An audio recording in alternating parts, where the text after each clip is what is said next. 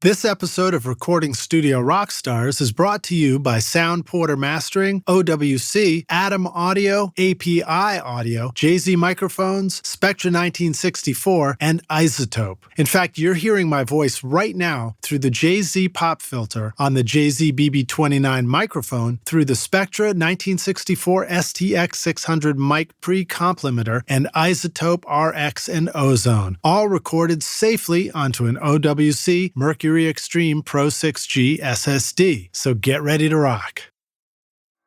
Less educated clients think that it's really easy to just turn it up and turn it up more. But what they don't realize is that by doing that, you're losing some of the transient detail, clarity, dynamics, sometimes adding distortion. So there's absolutely no need to master to any certain number, especially minus 14 LUFS. You can. I would love it if all music was mastered to minus 14 or 12. But I understand the real world is different.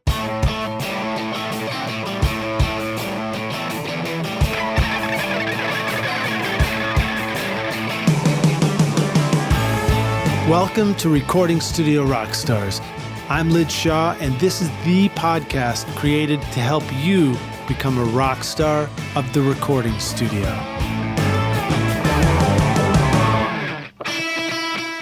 Whether you're in the studio or working remotely, the Envoy Pro FX from OWC lets you record from anywhere with confidence, pushing USB technology bandwidth to the max of 2,800 megabytes per second over Thunderbolt. Transfer tracks in seconds and take your sessions with you anywhere you go. Built for the road, the OWC Envoy Pro FX is waterproof, dustproof, and crushproof. Find the new Envoy Pro FX and all your storage needs at macsales.com/rockstars.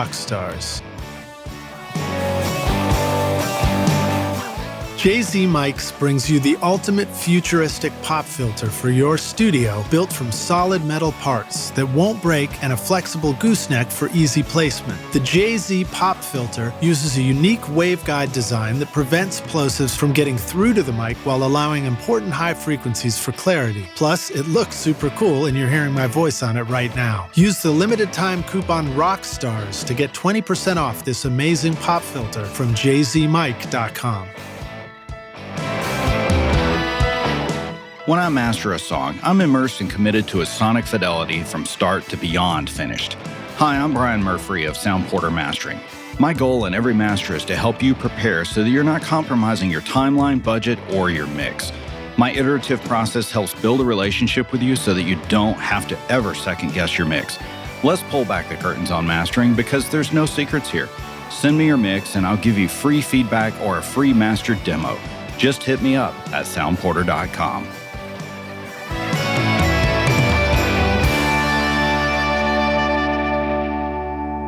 Hey Rockstars, it's your host Lid Shaw, and welcome back to Recording Studio Rockstars, bringing you into the studio to learn from recording professionals so that you can make your best record ever and be a rock star of the studio yourself. My guest today is Justin Perkins, a mastering engineer based in Milwaukee, Wisconsin, who has worked on remastering projects for The Replacements, Vogue, Old Dirty Bastard, and mastering projects for Michael Franti and Spearhead, Tommy Stinson, the Gaslight Anthem, Smoking Popes, Anberlin, Screeching Weasel, and the Mr. T Experience, thousands of others as well, and independent bands and artists from around the world. Before transitioning to mastering full-time, he also spent some time up at Butch Vig's Smart Studio in Madison, Wisconsin, which coincidentally I've spent a bunch of time at too, so I'll be excited to talk about that. Justin was up there recording and mixing a number of projects and has been working full-time in the audio field for nearly 20 years, 2 decades. His studio now, Mystery Room Mastering in Milwaukee, has been in business since 2009. Justin grew up playing in bands in the Midwest, and that helped him formulate a career in audio and ultimately led to also playing bass with the band Screeching Weasel, as well as playing bass for Tommy Stinson's solo shows and the relaunch of Tommy Stinson's post-replacements band called Bash and Pop. That's cool, dude.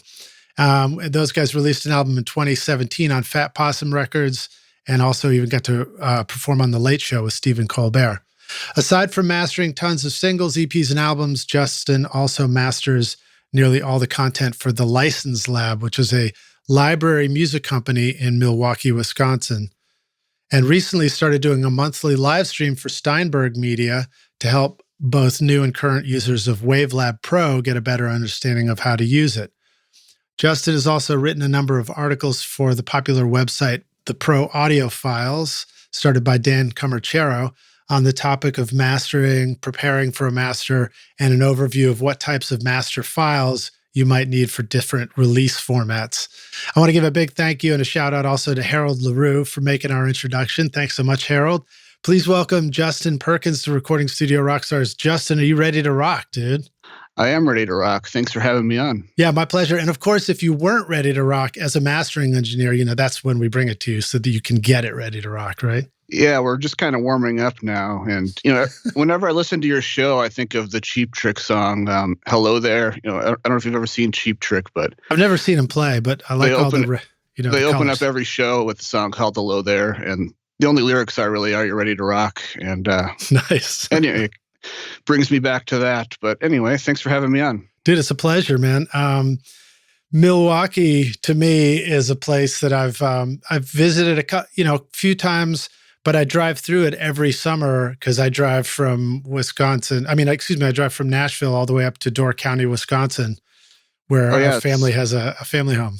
Yeah, it's a beautiful area, Door County. It's kind of interesting. I don't know if you've noticed, but once you get past the main city, Sturgeon Bay, there's really no chain restaurants. It's all just like really isolated and peaceful. There's no McDonald's after you get through Sturgeon Bay, and it's just a really beautiful vacation area that I try to get to every few years.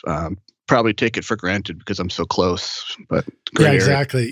There won't be any chain restaurants, but let me think. What's the I can't think of the one with the butter burger. You might see one of those up there. Culver's. Yeah, Culver's. Yep. But but you're more likely to see, the local tavern that's made out of the, smooth river stones that just happens to have a fish fry on Friday night along with Leinenkugel's beer on tap.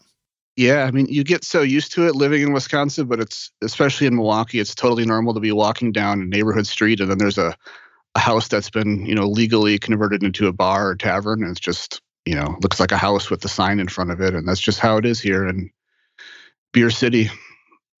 Beer City, that's right. How would you describe the music scene in Milwaukee?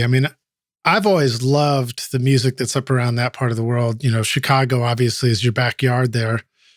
Yeah. But what do you have to say about I feel like it's thriving up there, and there's a lot of cool stuff going on. Right. Before the pandemic, it was really healthy, really diverse. We have a thing here called Summerfest, which they claim is the world's largest music festival. I don't know how you measure that, but it's like 13 days of dozens of stages of music all day. Pretty big acts too. And then they, have an amphitheater where the real big headliners play. So there's that every summer. And just tons of bars, clubs, theaters.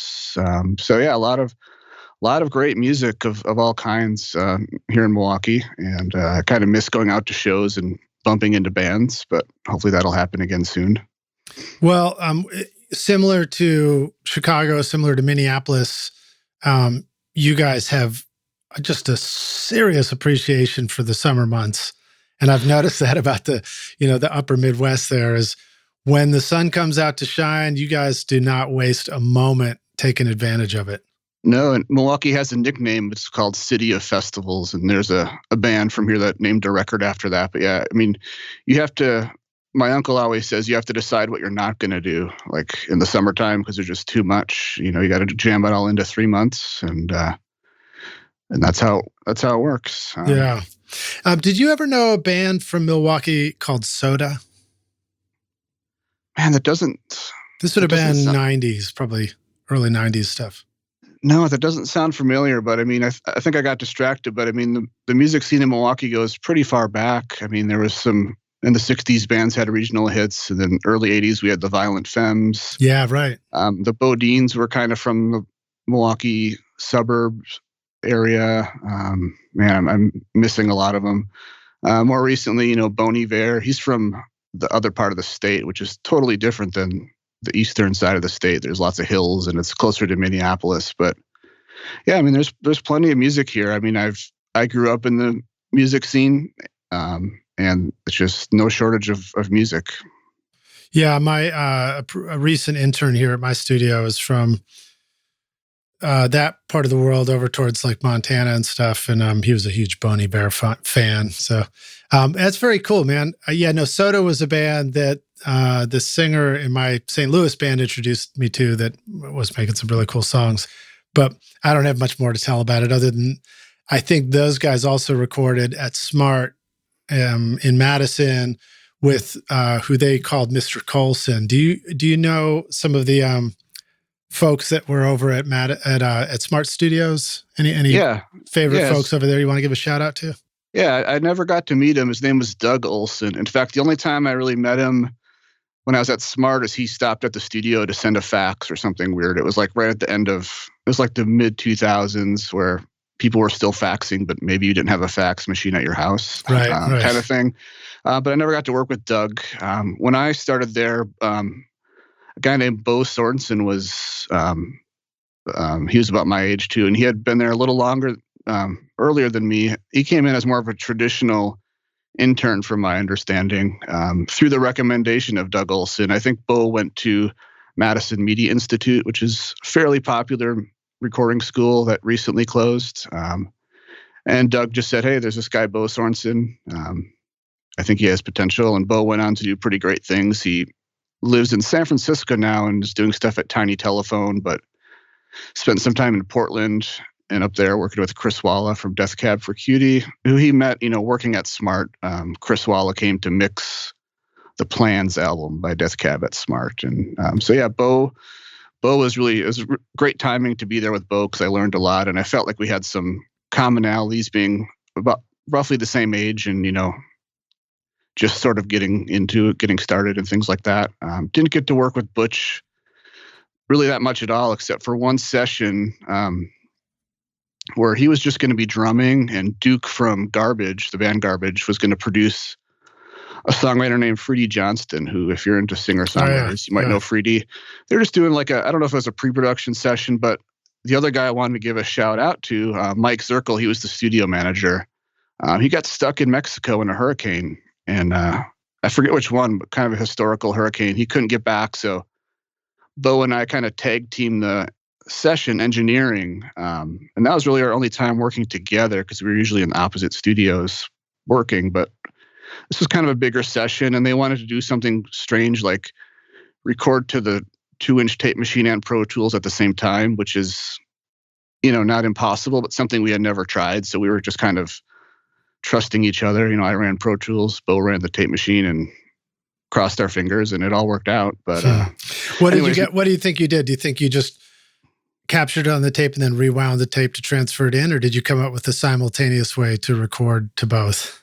From my memory, I think we were, recording the drums and basic tracks on tape, but they kind of wanted to immediately have it be recorded in Pro Tools, or maybe Pro Tools was the backup. I really just can't remember. I just know that we had the tape machine and the Pro Tools rig recording at the same time, and it wasn't necessarily stressful. It was just uncharted territory.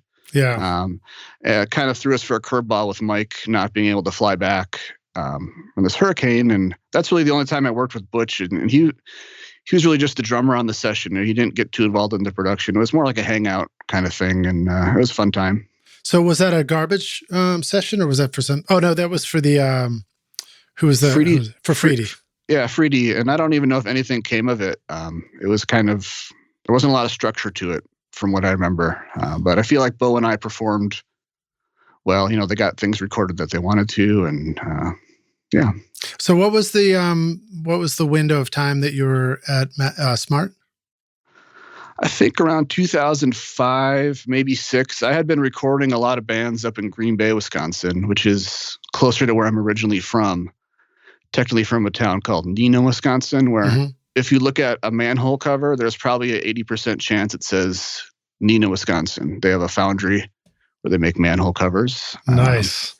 And my dad always said, if you don't go to college, you're going to be working at the manhole place. And somehow I've still avoided that. So we'll see how that goes. But anyways, I was recording a lot of bands in Green Bay, and through a friend, he had heard that Smart was looking for an engineer, and not necessarily like a full-time engineer. It was a good situation where I had a healthy client base. So I went down and met Mike Zirkle, who's a great guy. He's still doing mixing up in Madison. And we just kind of had a really good arrangement where for some projects, I would bring in my own clients and the clients would pay me in the studio separate. But I was also on staff there. So like if they got bombarded with bands that needed to come in and Bo was busy upstairs with somebody or vice versa, I was on staff. So they would pay me like a salary and, take out the taxes and all that stuff. But there was no guarantee of hours. So it was kind of an interesting arrangement that worked out well. So I made the move down to Madison. It was my first move outside of my hometown. So it was kind of exciting. And I was kind of young and didn't have anything to lose. So, low overhead, low living expenses. And it was kind of exciting time. So better than 2005, I would say. And a good place. I mean, quite a different scene looking for affordable living in Madison, Wisconsin versus New York City and Manhattan, for example, to start out.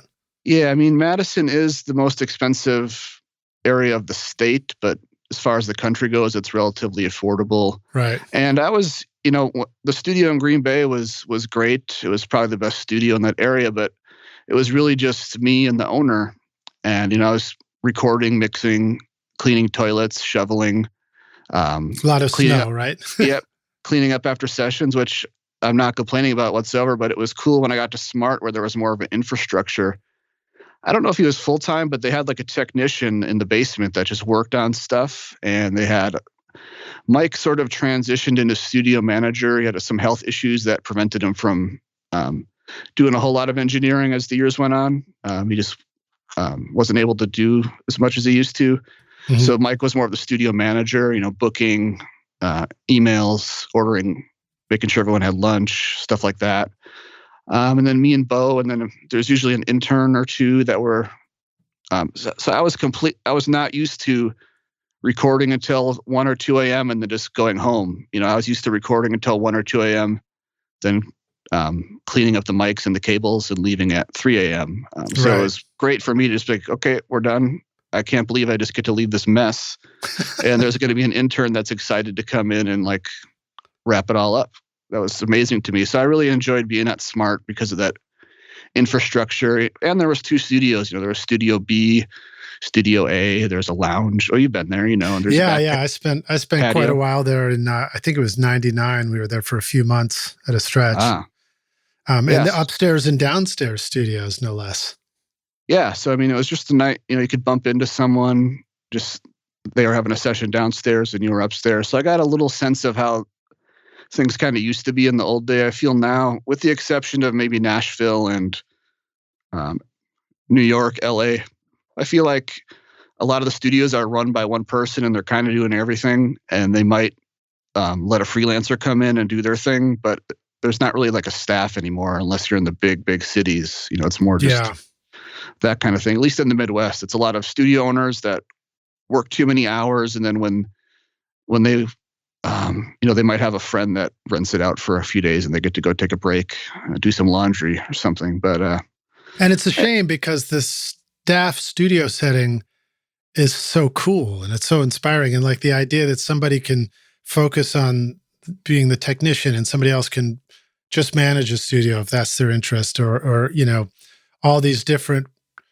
areas of expertise, you can just accomplish so much in a pro studio setting like that. Yeah, it was great. It was great for maintenance, something I might not use every day. Maybe Bo said, hey, I use this piece of gear and now it's crackling. Can we have the technician take a look at it? It was just really, I'm really glad I got to witness that. I don't know if it's going to be the norm ever again, but so that was kind of a big change to me. Just having that kind of infrastructure and staff and people around, because I was up in Green Bay, which is already isolated, and then the studio was in a, what would you call it, sort of a business district or a industrial park, I guess you would call it. So it was just weird looking metal buildings with semi trucks, and you didn't see anybody. It's just not. It wasn't like in a downtown where you could walk, get a bite to eat or anything. So. Big change. 2-story brick building on the corner. Yeah, which is for sale if anyone's interested in buying a studio.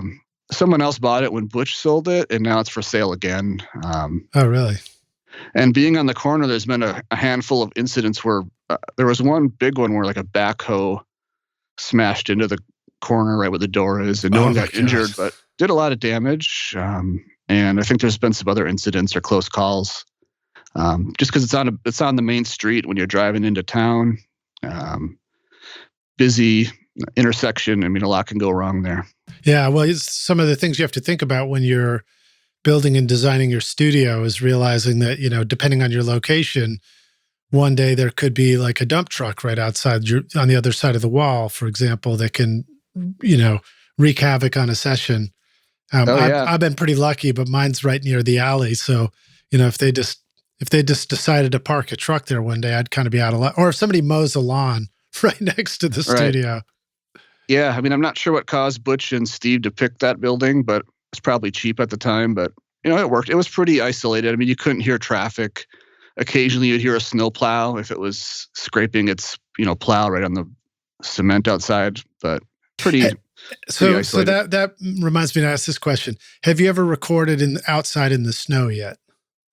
Not in the snow, but at that studio in Green Bay, I was doing a record and the band wanted like a semi-truck engine sound. And we happened to know a guy that drove he just started driving semi-truck, and he brought his truck over and we mic'd up the semi. But I remember it being warm out, but never recorded in the snow. Haven't tried that yet. I always figured it'd be the ultimate dead room, record outside in the forest in a snowstorm. It's super peaceful, when you get a late evening snow and you decide to shovel that night instead of in the morning. It's just so quiet. The snow really does absorb the sound, and it's just really peaceful and quiet. It can be. So it might be something to think about. Maybe you can just get it to snow in the studio. Maybe that'd be a good solution. Snow machine, yeah. Snow machine. You may already know that iZotope creates the very best smart plugins for mixing and mastering. But did you know that now you can get them all through iZotope's new affordable subscription bundles? Get Music Production Suite Pro for only $24.99 per month, or Producers Club for only $19.99 per month. Start your 7-day free trial subscription now, or go to iZotope.com/rockstars and use the code ROCK10 to get 10% off any individual plugin purchase. Coupon not valid for subscriptions or Spire Studio.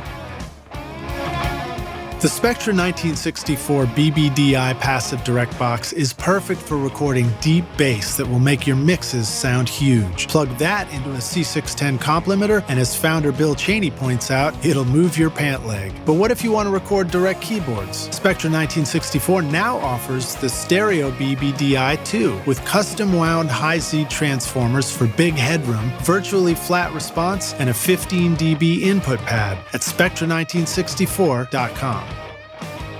All right. Well, so now you have a studio called Mystery Room Mastering, and now you're not in Madison, you're not in Green Bay, you're in Milwaukee. Tell us more about your studio, and maybe even talk about some of the challenges of running your own studio without a staff like the traditional studio. What kind of things do we need to be aware of?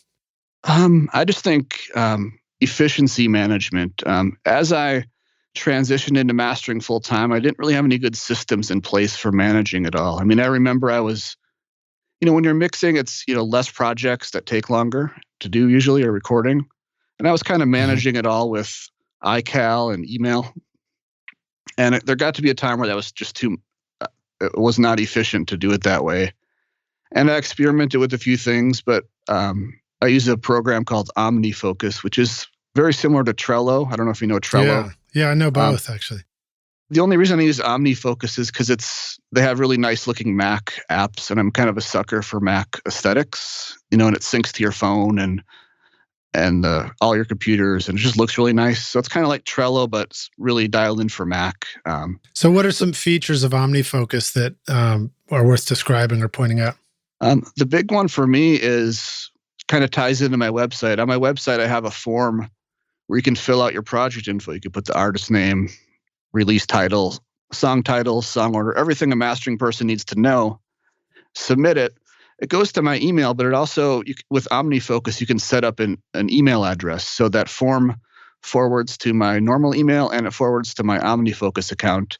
And then when I open OmniFocus, it's in the inbox of OmniFocus. And if it's a valid project, which it usually is, then I drag it into my to-do list, and I can kind of prioritize it. Like, this one needs to be done by Friday.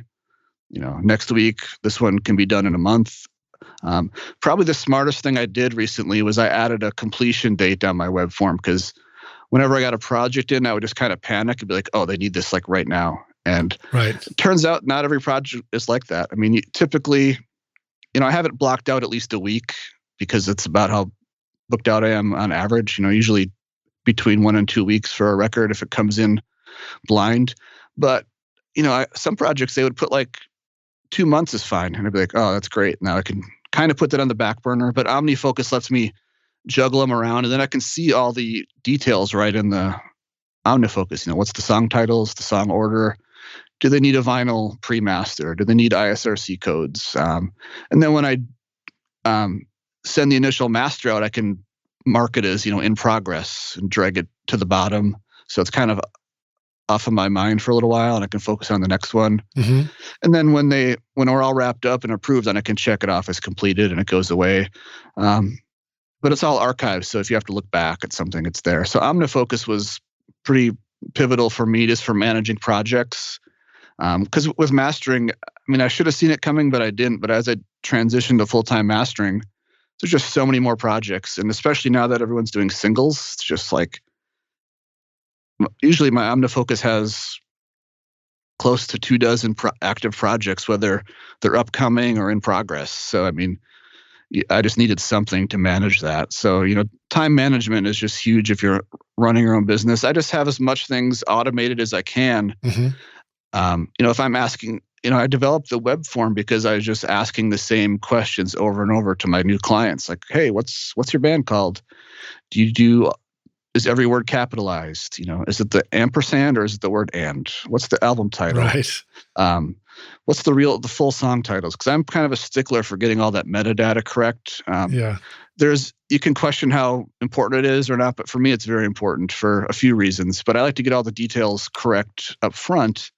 And so the form really helped me just streamline that. Anytime I'm typing the same email over and over, I just kind of try to create a form or write an article for pro audio files. But before I had that, I can't tell you how many times I would get an email or a PDF with the project info and it doesn't have the album title or it doesn't have the band name. Something is always missing unless you kind of encourage people to fill out every field. You know what I'm saying? Yeah.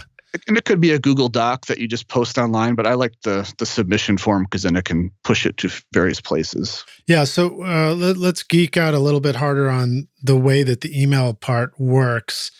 Is it that, this is a web form that when they hit the send button inside your website, it's programmed to email that to a certain address, which is the Omni address? Is that kind of how it works? Yeah, I would have to look in the program. It's a very bizarre address, like something that you wouldn't be able to memorize or something you wouldn't want to give out because it's just not memorable. But OmniFocus knows how to check it. And then... and it just goes into the right folder once it's received on that end. Yeah, exactly. And then it just goes to my normal email because that way I can reply to them and say, hey, I got your project information. If you want to, take a look at it and make sure everything's correct, it's below. So it just kind of goes to two places. It's just a way to get it into my project manager automatically without having to copy and paste all the information or anything like that. So yeah, that's smart. I know that other tools, I use one called Asana a lot for the podcast, and that has an email address where you can send it to that and it'll just go in somewhere. But a lot of times I never really use those features because I didn't take enough time to learn how to use it or to have it go into a right folder. So it's cool that with OmniFocus, you can really, capture it in a place like that. Yeah. It's also nice that, emails are kind of permanent, whereas, if there is a change to the song order, I can edit that in OmniFocus if I need to. If they say, oh, we want to swap songs 3 and 4, I can just do that in the project manager, whereas the email, I don't even know how you can't really edit an email. You could edit it and save it as a draft, but that just gets messy. So it's just a cool way to manage, edit, track projects. And, if there's a project that's been sitting at the bottom for a week or two, then I'll check in and say, hey, just want to make sure that you received the master, make sure I didn't totally blow it. And usually it's just like, sometimes it's, I forgot to hit send on the message. It's all good. Sometimes it's we've just been busy, or sometimes, it's usually something simple, but it allows me to sort of look at what's made its way to the bottom that isn't approved but has been sent out a little while ago. Yeah, one of my most frustrating things is when I forget to hit send on the PayPal transaction. And then somebody's like, hey, man, I'm still waiting on you to pay me. Like, wait a minute, I thought I did that. Yeah, there's so many, confirm, are you really sure? Do this puzzle. So yeah, it's easy to it happens. But anyway, OmniFocus has been great for managing, and then, kind of optimizing my workflow. I use 2 pieces of software for mastering, and some people think that's crazy, but I like to use 2 main pieces because I use them at their, highest potential. Instead of trying to stay at one piece of software with a compromise somewhere, I use Wavelab for, like, if I'm just going to master in the box, no hardware, just stay all digital, because it's great for that kind of stuff. And up until recently, it was really bad at going analog. It just had a lot of compromises, and it wasn't really great at incorporating analog gear. So for years, I used Pro Tools, and it's fine. I just, because I knew it from editing and recording and mixing in Pro Tools forever. Never heard of it. Just kidding. But after I kept hearing about Reaper, and in my opinion, Reaper was like for people that were too cheap to buy Pro Tools, and like just for like people screwing around with MIDI. But there was another mastering guy, Mike Kalasian. I don't know if you know Mike from Rogue Planet. I heard him on a podcast, and he's like, hey, or he didn't say hey, but he said, I use Reaper for mastering. Like, there's got to be something to this. And then after the 4th or 5th failed attempt, Reaper finally clicked with me. And aside from being really efficient and stable, the amount of shortcuts that you can program and scripts, I mean, I've just gone down a rabbit hole of like time-saving scripts for repetitive tasks and stuff like that. So I just try to automate as much as I can so I can spend more time on the creative side, and like repetitive things that I do for every project. Why not make a script or streamline it so that it's just not even eating up your mental bandwidth? So that's helped me a lot. Are you familiar with John Tidy of Reaper blog? Yeah. Follow him on Twitter, and we've interacted a few times. He's a great resource for Reaper, and between him and Kenny Joya, they have some great videos for getting started with Reaper. And then I just kind of stumbled into somebody that's really smart with scripting, because Reaper is it's not an open source program, but it's very open, if you will.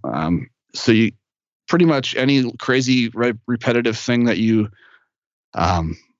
do a lot, it can be scripted if you know how to do it. So I feel like, I'm not addicted to drugs, but I feel like I know what it's like in some ways, because he's like my drug dealer. Anytime I get like an idea, I email him and be like, hey, can we do this? And then a few days later, he sends me the script, and I pay him money for it and everything. But it's kind of addicting of like, how far can I take this for automating certain things? That's so cool. I love that idea of being able to hire somebody to sort of, in the old day, it was hopefully you could hire somebody to build, that tube headphone box for Studio C or whatever. But now you can actually hire somebody to build a custom script for your Reaper sessions. Yeah, I mean, just little stuff. When I capture a song in from analog, then I go through it with headphones, usually in Isotope RX. And you can use RX as an external editor to Reaper. So if you hear a click, I have all these shortcuts. I press a single button, and that little section is open in RX. And then I can do whatever needs to happen, or remove the click, remove the whatever. Save and close the file. When I toggle back to Reaper, the fixed part is in there, and it's on a playlist. So if I have to get back to the old one, it's easy. But my point is, usually a song is broken up into like many clips now. It's like not a single file anymore. Mm-hmm. And what I can do is, just little stuff like this, where I can copy the song title from my project manager or the email, and then I press one button, and it creates a region around that song. It knows what the song is because I just select one of the items, and any of the items that are connected to it, it just knows that that's the song. And then it creates a region around that song, and the region is given the exact song title with the right punctuation. And that way, when I export that file to finalize in Wavelab, it's already correctly named.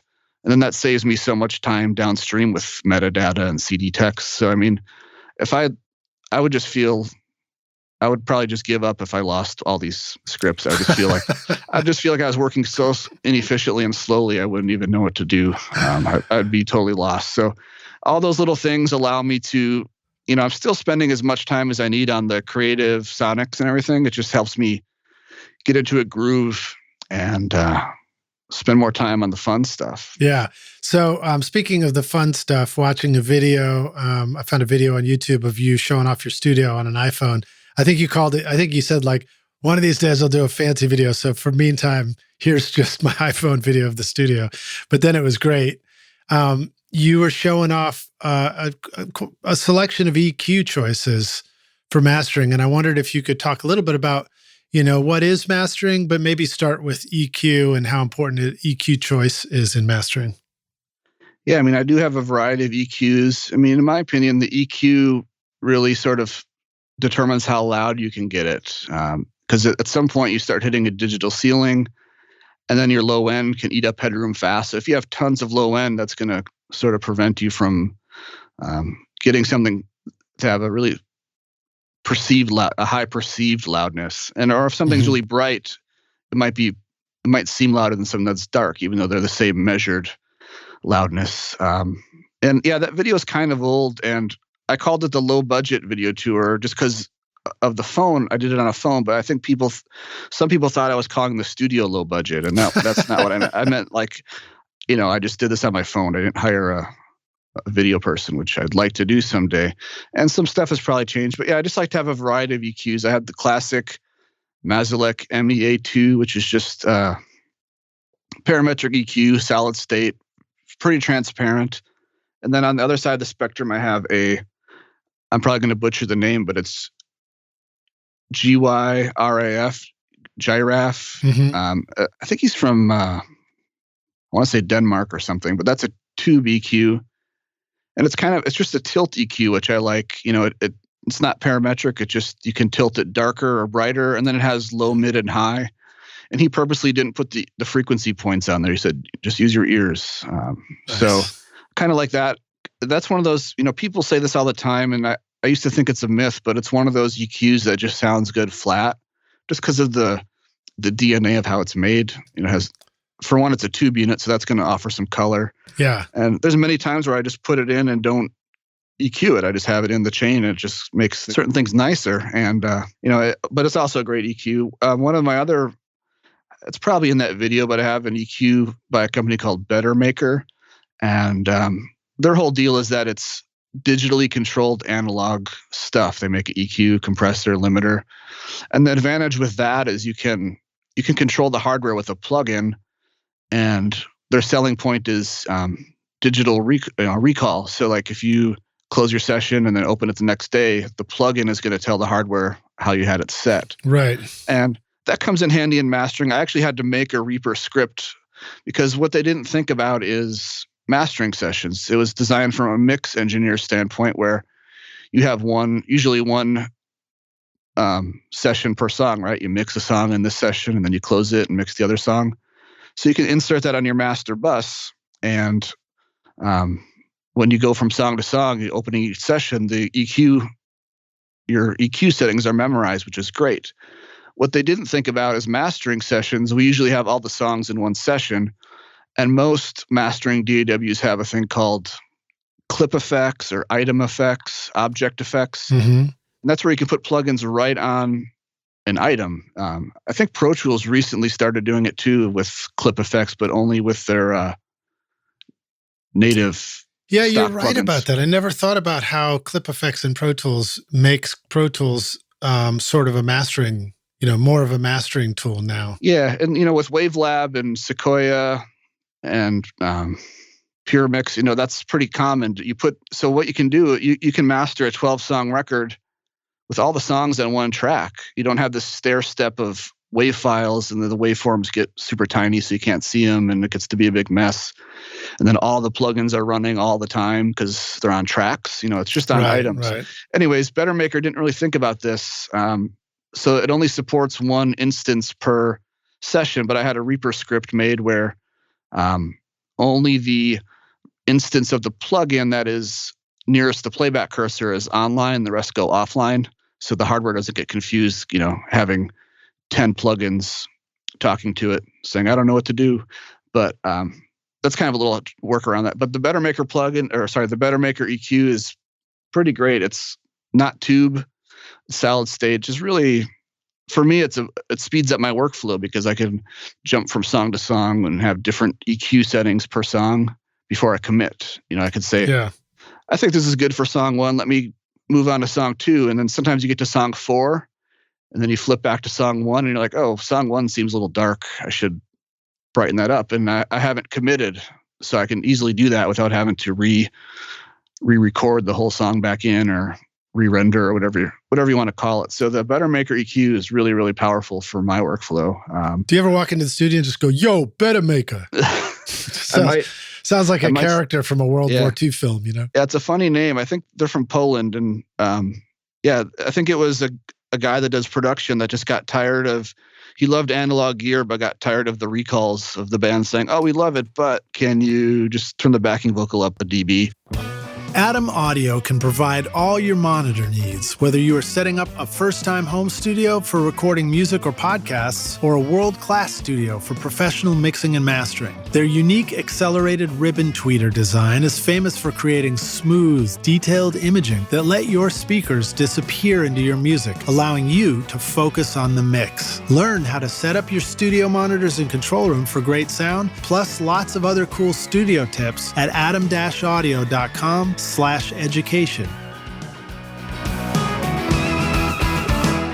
If you're ready to upgrade your studio to the famous sound of API's large format consoles, then you're ready for The Box, a small format console featuring the same analog circuitry and original 2520 op-amp design that has made API famous for 50 years. Record through 8 world-class mic pre-channels, mix through 24 smooth-as-glass faders, and upgrade your home studio to legendary status. API now offers a virtual console experience, allowing you to get a personalized online demo of The Box at apiaudio.com.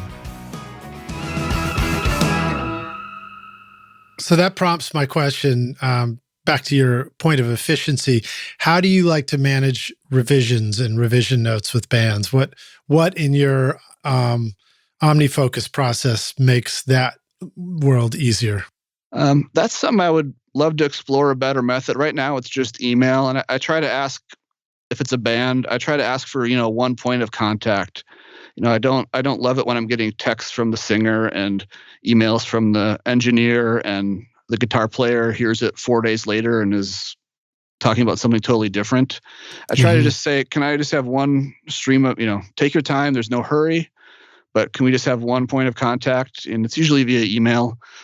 Occasionally I break my rules and someone's sending me an Instagram message saying, hey, it's great, but can you make it a little louder? I try to stick to email though, because it just gets to be too much if you're a one-person operation. But typically email. Occasionally I'll have to jump on the phone with somebody to talk it out, but that's pretty rare. But I offer unlimited revisions with my mastering process. I don't like to put a sort of a dark cloud over the project saying, I'm only going to give you 3 versions, and then after version 3, it's this amount of money.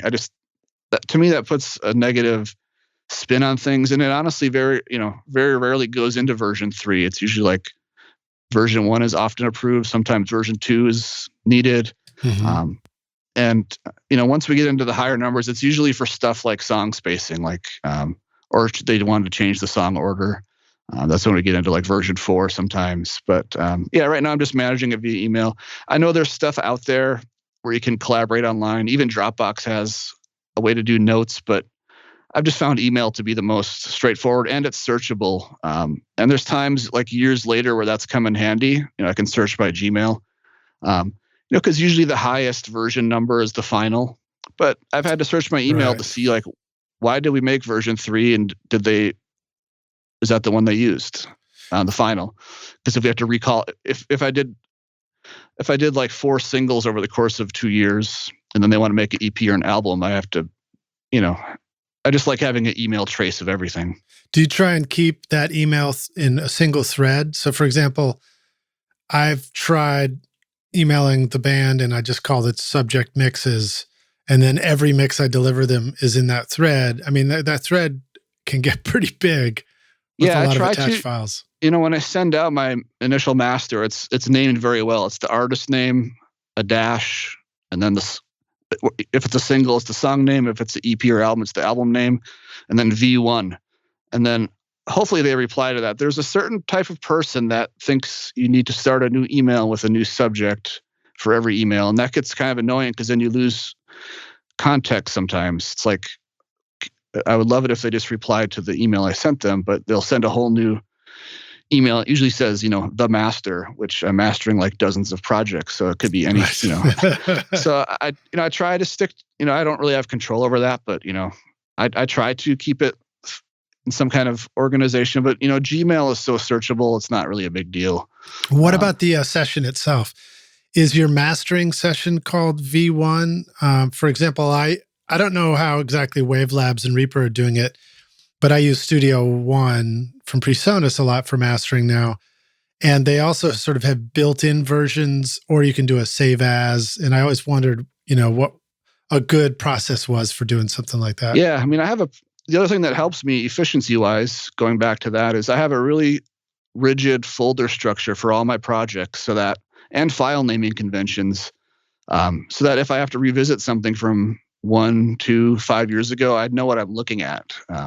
So when I get a project in on my audio drive, that's the other thing, is I have a separate audio drive. I know you talk about that. I'm a big OWC fan as well. Yeah. So I have an audio drive. Each band gets, or artist, they get their own folder straight away. So if you go to my audio drive, you can just see the artist names and band names. That's it. And then within that, there's a subfolder for the release title, because a lot of times there's just one folder, but sometimes you get artists doing single every 2 weeks, and sometimes you get multiple project folders, but not a big deal. And then within there, I have a folder for original files, and that's where their files that they sent me are stored. And then it kind of depends on if I'm doing analog work or just all in the box. But basically, my Wavelab session is called artist name dash the release title. I have some numbers that won't make sense to anybody about the bit depth and sample rate. But yeah, then just V1, version 1. If any change is made whatsoever, I do save as and call it version 2. Because what's going to happen is they're going to say, version 2 is great, but can we split the difference on that EQ change? And if you don't have version 1 to look at, you might not know how to split that difference, right? I definitely wouldn't. So I always just, if it's a small change, a large change, a medium change, I always do save as version 2. With Wavelab, it's not creating like a whole mess of files. It's just a little, what's called a montage file. It's 70. The one I'm looking at now is 79 kilobytes. So, it's tiny. And that allows you to, it's sort of like, your vocal comp playlist. It's like you're not adding more data. You're just creating a safety net for yourself. Yeah. Wasn't it Kilobyte? Wasn't that the fuzzy little cozy creature, cuddly creature in Star Trek? I don't know, but that's a good name for somebody or something. Maybe that's a trilobite. Yeah. So for me, it's always version numbers. I'm big on version numbers. I'm not a big fan of dates, because sometimes you can do more than one version in a day, and files typically have date stamps in them. So why add that to the file name? And then the other thing, people add slashes to file names, and that wreaks all kind of havoc in certain programs if there's a backslash. So for me, it's just version numbers are huge. And then when I render the master, I tend to shorten it so it doesn't get super huge, but I have sort of a naming scheme that I like, where it's like an identifiable form of the artist name, an underscore, an identifiable form of the project name, whether it's album or single. And then again, some numbers for the bit depth and sample rate. 2496 would indicate that it's a folder of 24-bit 96K waves, and then version 1 in the folder name. And then all the files in there I know are from version 1. And I just really value being able to get back to what I did, because it doesn't happen all the time, but sometimes you're like, it's great, let's split the difference. Or you're on version 3 and they're like, we really like this song from version 1, but on version 2 this one's better. There's no guessing of what the settings were. It's like you just open the master session, say, oh, this is exactly what I had. I can even copy the whole plugin chain to version 4, which will be the next one I send out. And it just makes life so much easier to stay organized like that. So there's one of the challenges I run into when I'm tracking versions in a mix scenario. Maybe you don't have this as much in mastering, but I might not be done with my mix to even send to somebody at version 1. I might have to come back tomorrow or the next day. And so mine might be version 3, but then I'm always like, well, I can't really send them version 3. They're going to wonder what happened to version 1. Yeah. You know? Yeah. Do you ever run into that? Not really. I think there's been a few times in mastering or maybe in mixing where I call it version 0, where it's just like, I'm almost, I'm not quite, I wouldn't call this done, but here's where I'm at. I don't really know. I mean, typically in mastering, it's such a fast-paced process that like, I'm not sending them anything other than what I think is ideal, and then they either approve it or we tweak it and it gets called version 2. But yeah, mixing, maybe you just have to come up with an internal naming scheme, maybe use letters. No, I'm going to steal your 0. I'm just going to start with version 0.1, 0. And then as soon as I think it's good, I'll just call it version 1. And yeah, because they will wonder why is he on version 3 and who's he been sending these to and why didn't I get version 1 and 2 and things like that.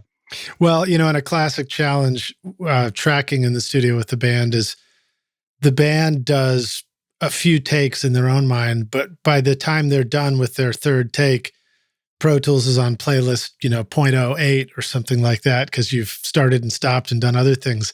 And so then it's like, which one do I call this for the band? Yeah. Exactly. I don't want to mix terminology. Exactly. But, in general, staying organized is so huge for me, especially.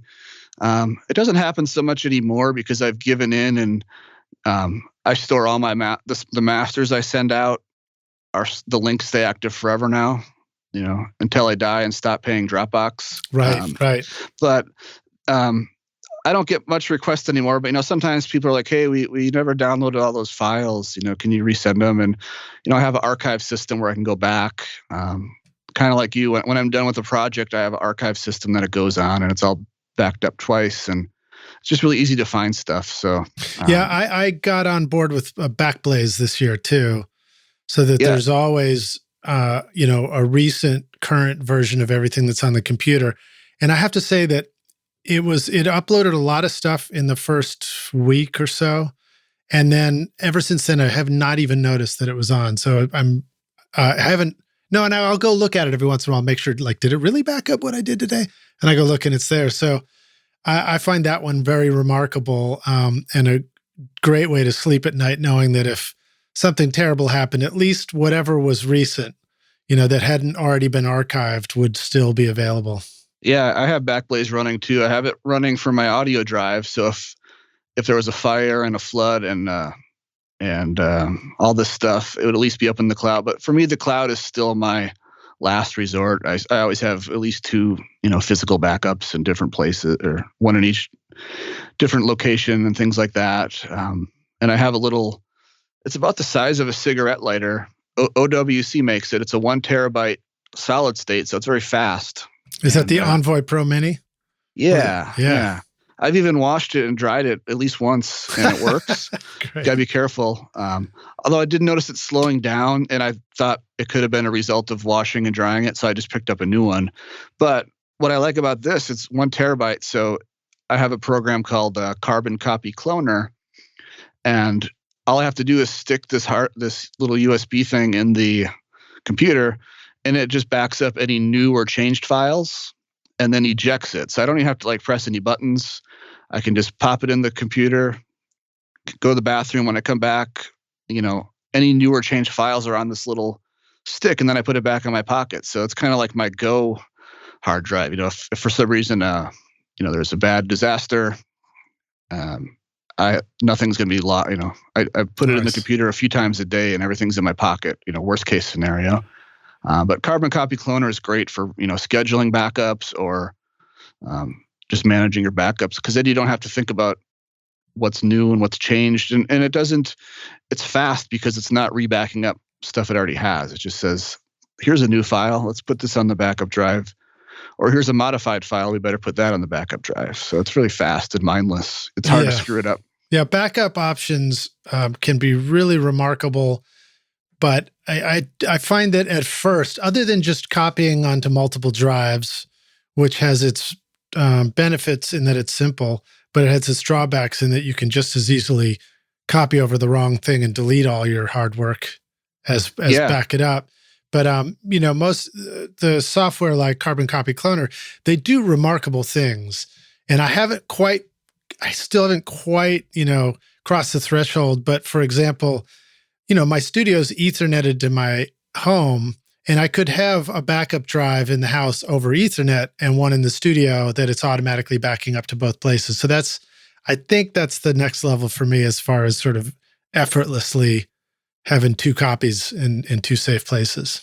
Yeah, I mean, for me, it's essential. And I've made mistakes in the past when doing manual folder transfers. And plus, it just takes longer, I think, because it's rebacking up a bunch of stuff it already has. Yeah. Whereas this, you just put it in a minute or less, or, if you haven't done it in a while, a little longer. And then, I recently got the Mac Pro, the new one, the Tower, and it's been cool to put stuff in your computer again. I miss, So which child did you sell so that you could get the new computer? Yeah, they're not super cheap, but it's been really fun to, put a PCI card in the computer, RAM. I had flashbacks. But one thing I did is OWC makes a PCI hard drive that's super fast. So that's my audio drive. Then I got the same one and put it in there, and that's my backup drive. And every 15 minutes, Carbon Copy, it mounts the drive and runs the backup. But most importantly, then it unmounts the drive, so you're never accidentally working from the backup drive. So the most I'm ever going to lose is 15 minutes of work, which luckily has never happened. But there's so many cool 15 things minutes. Was that the one where you recorded 3 hit songs back to back in a live first take? Right. Yeah, I mean, it's different, I guess, for recording, but it could be in Backblaze as well. It's just good to have options. I'm kind of a worst case scenarioist, if you haven't caught on by now. I just like to be prepared for the worst, because then everything's covered. Because then you deliver the best. That's what we love in our mastering engineer, right? Yeah. Yeah, groovy. So, Rockstar's a reminder, Carbon Copy Cloner, not Carbon Crappy Cloner. You don't want that one. No, that's no good. Yeah, you can just do so many great program. It knows you can set it up so that when the drive is attached, it'll just run the backup silently and eject it for you. Or you can have it ask for a confirmation. You can do any number of things, and it's really just, I don't even think about backups anymore. It's just so automatic and not stressful. I know that no files will be left behind, or no mistakes are going to happen. Awesome. The Spectra 1964 Custom Shop now offers the STX100D, the big brother to the now famous STX100, a fully discrete mic pre with dual transformer isolated Spectra 101 amplifiers. The STX100D is exactly the same original circuit found in Stax, Ardent, Advision, A&M, and Record Plant recording consoles. The sonic performance is identical. Best of all, it will plug into a single space of your standard 500 lunchbox. And if you want to add the sound of the famous Spectra C610 comp limiter, then check out the new STX600 modules, combining the STX100 mic pre and C610 in a single 500 module. That's how you're hearing my voice. Now you can get that same incredible sound in your studio that worked for famous producers like Tom Dowd with the STX mic pre's, BBDI, and comp limiters. Go to Spectra1964.com or call 801-797-0642. Whether you're in the studio or working remotely, the Envoy Pro FX from OWC lets you record from anywhere with confidence. It pushes USB technology bandwidth to the max of 2,800 megabytes per second over Thunderbolt, giving you high-speed audio data and recording and playback. Transfer tracks in seconds and take your sessions with you anywhere you go. Built for the road, the OWC Envoy Pro FX is waterproof, dustproof, and crushproof. Creativity without limits, only from OWC. Imagine never having to worry about your external drive interface again or compatibility from studio to studio. Find the new Envoy Pro FX and all your storage needs at macsales.com/rockstars. iZotope is a secret weapon for your studio that can help you get consistently pro-sounding mixes. And now you can get access to all their plugins through the new subscription options. Only $24.99 per month, Music Production Suite Pro is designed for the serious recording, mixing, and mastering engineer, putting the finishing touches on music, film, and podcasts with fully pro versions of Ozone, RX, Neutron, Nectar, Neoverb, tonal balance control, visual mixer, and much more, including free plugin updates. Or for only $19.99 per month, you can join Producers Club to get a suite of industry-leading production, mixing, and mastering plugins, custom presets, royalty-free samples, production courses, and more. Start your 7-day free trial subscription now or go to iZotope.com/rockstars and use the code ROCK10 to get 10% off any individual plugin purchase. Coupon not valid for subscriptions or Spire Studio. Hey, Rockstars, we're back now for the jam session. My guest today is Justin Perkins, joining us from Mystery Room Mastering in Milwaukee. And you ready to jam, Justin? Yes, let's jam. It's like double J's right there. Justin the Jam, Justin the Jam Perkins. Right. What is mastering? And also, how does we didn't talk about this much, but you have a pretty cool bass playing history, and I wondered if that had any, if that helped you in mastering in one way or another. I don't think playing bass helped in mastering specifically, but, being in bands definitely helped me meet a bunch of other bands that needed to record and mix, and that eventually led me down the path of mastering. But I don't really feel much relation. I do think in general, I know of a few engineers that don't play any instruments, and I would just find that challenging in communicating, but I'm sure it's possible. Yeah, I know a great mixer here who I went to school with, and I was really struck by that too. I was like, what do you mean you don't play in a band first? Yeah, I mean, just communicating, for me when I was recording, I'd be like, hey, the F sharp sounds a little out of tune when you're playing that chord, can you watch your fretting fingers and stuff like that? I mean, all that stuff just saved me time and helped get better results. What frequency is F sharp's fundamental? When I mixed, I used to have a web page stored with all the notes and stuff like that, the frequencies, but I lost track of that. But yeah, I don't see any relation to mastering specifically, but I think the typical answer for mastering is it's the last chance to do any creative changes, and the first you got one foot in the creative department and one foot in the production and distribution department. And I think that's something that really gets kind of overlooked with some people that are trying to self-master. Some people think mastering is just putting plugins on your stereo master fader and making it sound louder and better. And that's, part of it, but there's a lot of technical things that go on, and they're not necessarily hard or secretive. It's just kind of boring, to be honest with you.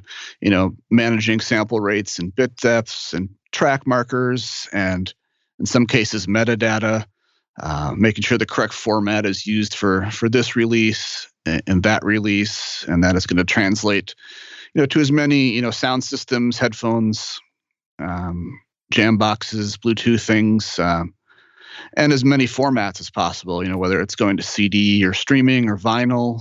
I do a lot of stuff I do goes to vinyl, so I need to make sure what I'm providing is going to be vinyl friendly, even cassettes now. So there's a whole lot of things that, yes, we want everything to sound great, but there's kind of best practices and things and do's and don'ts about how to prepare for all the different formats. And I see a lot of people on forums, they say, I mastered my project, but now I need to sequence the songs and put in the track markers and make sure everything's this and that. And to me, it's like, well, that's still mastering. Like, you haven't finished mastering it yet, then, is what you're trying to say. Mastering isn't just the stereo bus processing. And that's kind of where a lot of the automated mastering services kind of rub me the wrong way, is they're redefining the term mastering as like just the stereo bus processing, where it's like, well, that's part of it, but then you still have to do something with it. Are the songs in the correct order? Is there the right amount of space between the track marker and the first downbeat? Is it too tight? Is it too long? If you really listen, is there some hissing from some equipment that isn't cropped or trimmed up tightly that someone's going to eventually notice and wonder why it's wrong? Right. Yeah. The automated services would never go through and clean up all the ticks and pops and other. They wouldn't pre-treat an audio file in the same way that you would make sure it was ready for the the EQ and loudness and all those things, right? Yeah. So to me, they should call it, they can call it automated stereo bus processing, but it's really not the full mastering experience. Maybe it is for a standalone single digital only release if everything else is, nicely done, but a lot can go wrong too. There's a lot of parts to mastering, quality control, listening through it on headphones ideally and making sure there's no more ticks and pops. Or maybe they should just call it automated stereo services. Something like that, yeah. I mean, but people are using. What would the acronym for that be? That's a good one. I was a little slow. That's all right. I was a little slow to pick up on that, but that's about right. But I mean, it's just doing a quality control listen on headphones. I mean, mastering studios usually have the monitoring path to hear these things. Whether it's nice speakers in a nice room or nice digital to analog converter and headphones and stuff like that. So there's a lot that goes into mastering besides just, of course, making it loud and big and fat and all that stuff. Well, so one of the tools that I noticed you mentioned in your studio tour is your headphones. And I don't know if you're still using the same ones, but you had a pair of the Odyssey headphones, which I got to listen to at NAMM, and I thought they sounded pretty great. Talk a little bit about that. Do you think that for the rest of us, getting our music ready for mastering even, it would be smart to have a pair of headphones like that in the studio? Yeah, I mean, those are, mastering engineers are kind of used to paying a lot for everything, but, those are not cheap headphones, but you don't need to have the most expensive ones. Just even a nice listen on like the classic Sony 7506 or whatever, just do a nice focused listen with, sometimes I'll close my eyes. So I'm only using my ears for the most part. I'm not distracted by any screens or flashing lights. And I'm just listening for any glitches, ticks and pops and things like that, before sending it out. Because especially in the physical realm, you don't want to be sending out a CD master that has any glitches and then they go make 500 to 5,000 copies of that. Yeah. Or vinyl, you don't want to make a vinyl master that has a glitch and then it doesn't get caught until pretty late in the game, and then it's going to cost a lot of time and money to fix that. Yeah, and I was struck by that when I can't remember if somebody else was mastering for me or if I was doing it. I realized that like you go through this whole process and you prepare things and then you end up with a file, but you're still not done because you're like, yeah, but what if something happened in the final export of that file? And yeah. Somebody has to critically listen from beginning to end of the whole thing in real time before it can actually deliver to wherever it's going, right? And some of the bigger mastering studios have people on staff, that do that. They just, I shouldn't say just, but they're listening to everything that goes out before it goes out, because it's pretty embarrassing to send out a file that has a glitch. Plugins do things, and I see this a lot on the mix side. I can't tell you how many times I get a mix, I master it, and there's some kind of glitch. I can catch obvious ones like a dropout or a huge click or pop, and it's honestly usually easier and faster for me to just fix it with RX than like, write an email and say, hey, can you this file? But sometimes it's not obvious stuff. Sometimes I recently had a case where, a client sent me a file to master and it was already reduced to 16-bit and already like squashed with the limiter and then turned way down. And I was like, that's the new sound, dude. I don't always do this, but I'm like, I just have a feeling that whoever mixed this didn't get the memo that someone else was going to master it because it's already reduced to 16-bit. Anyways, he sent me a workable file, 24-bit, 48K, no limiting. It was great. But something happened in that export. It was like a weird glitch. And it to me, I didn't even notice it, but what it sounded like was a weird guitar delay effect thing. It was like a reverb, a burst of something, like reverb delay. It didn't sound like a mistake. There was no way I could have known it was a problem. But Yeah. when I sent the master out, he loved it, but he's like, there's a weird glitch. And I'm like listening to I'm A-Bing the original with what I did. I'm like, well, whatever that is in the file. And then he finally listened to the file he sent me. He's like, oh yeah, it's in the mix.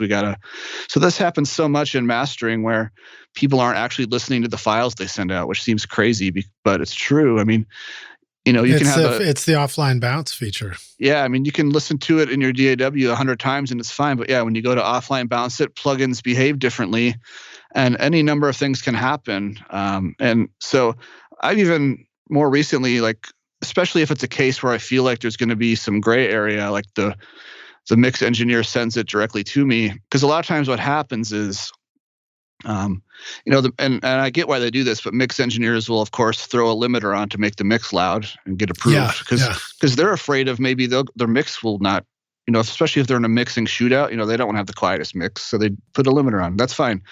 Then they take the limiter off and anything can happen. I've had cases where the backing vocals got muted. So I mastered the song, not knowing that the song ever had backing vocals, sent it to the band, like, we love it, but the file that you got had the backing vocals muted. And it's like, it's not Meanwhile, so easy. You were mastering it and you're like, boy, this backing vocals sure would be good on this. They should have done that. I mean, it felt a little sparse, but whatever.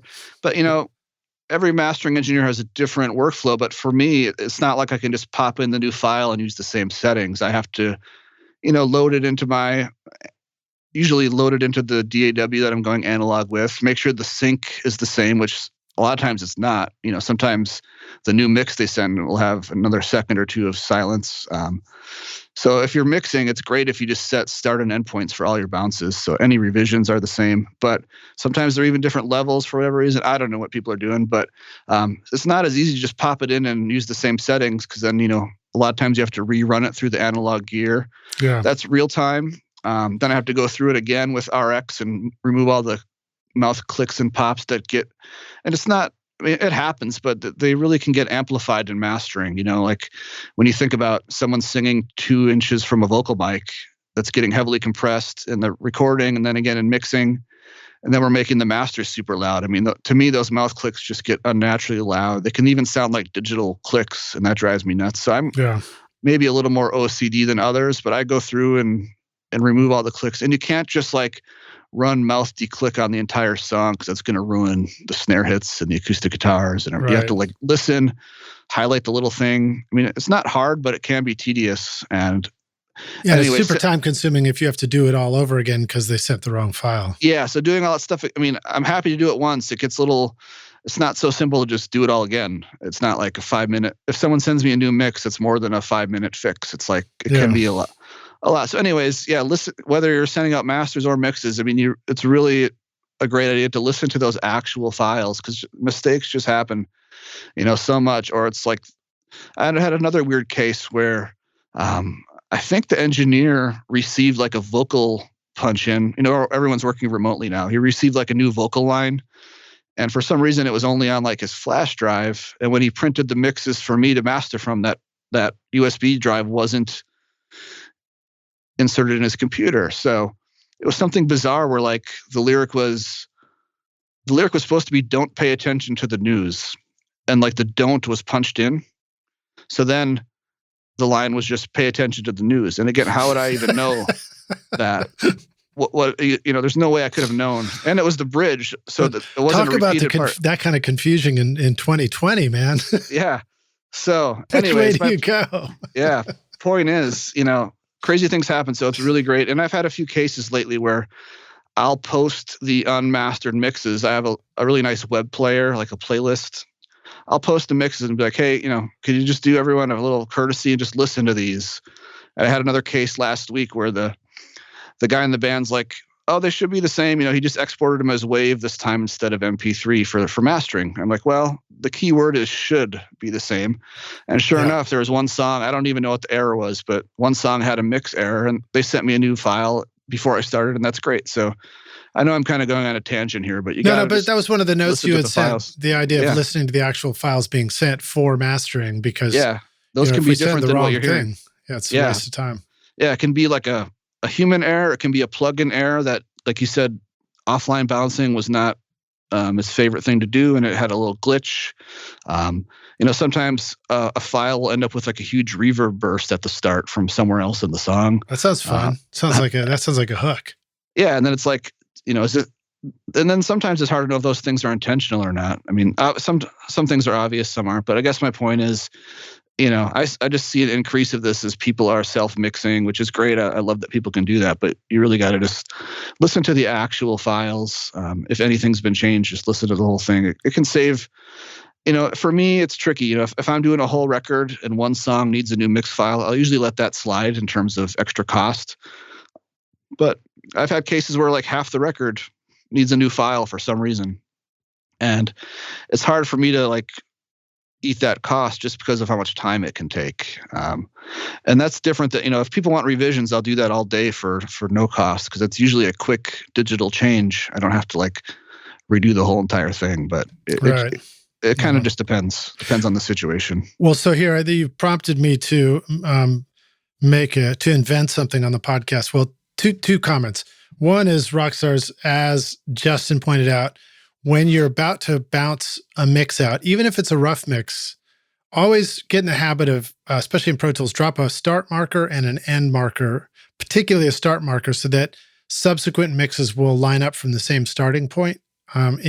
Because sometimes, you sent the wrong one, you need to send it again. You may want those files to match up, especially when you're loading them into sessions.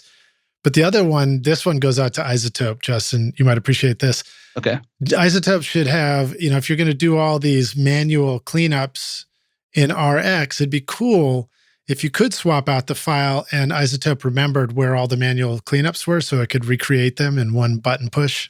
Yeah, I have requested that feature. Somebody told me about a workaround where you can rename the source file in Trick RX standalone app, but I haven't been able to be successful. But, the one thing I like about doing my workflow is at least, in Reaper, I can see where all my edits were. So if I have to reprint a song, before I even do it, I can say, well, this song had 5 little spots that I cleaned up. So I know kind of where they are.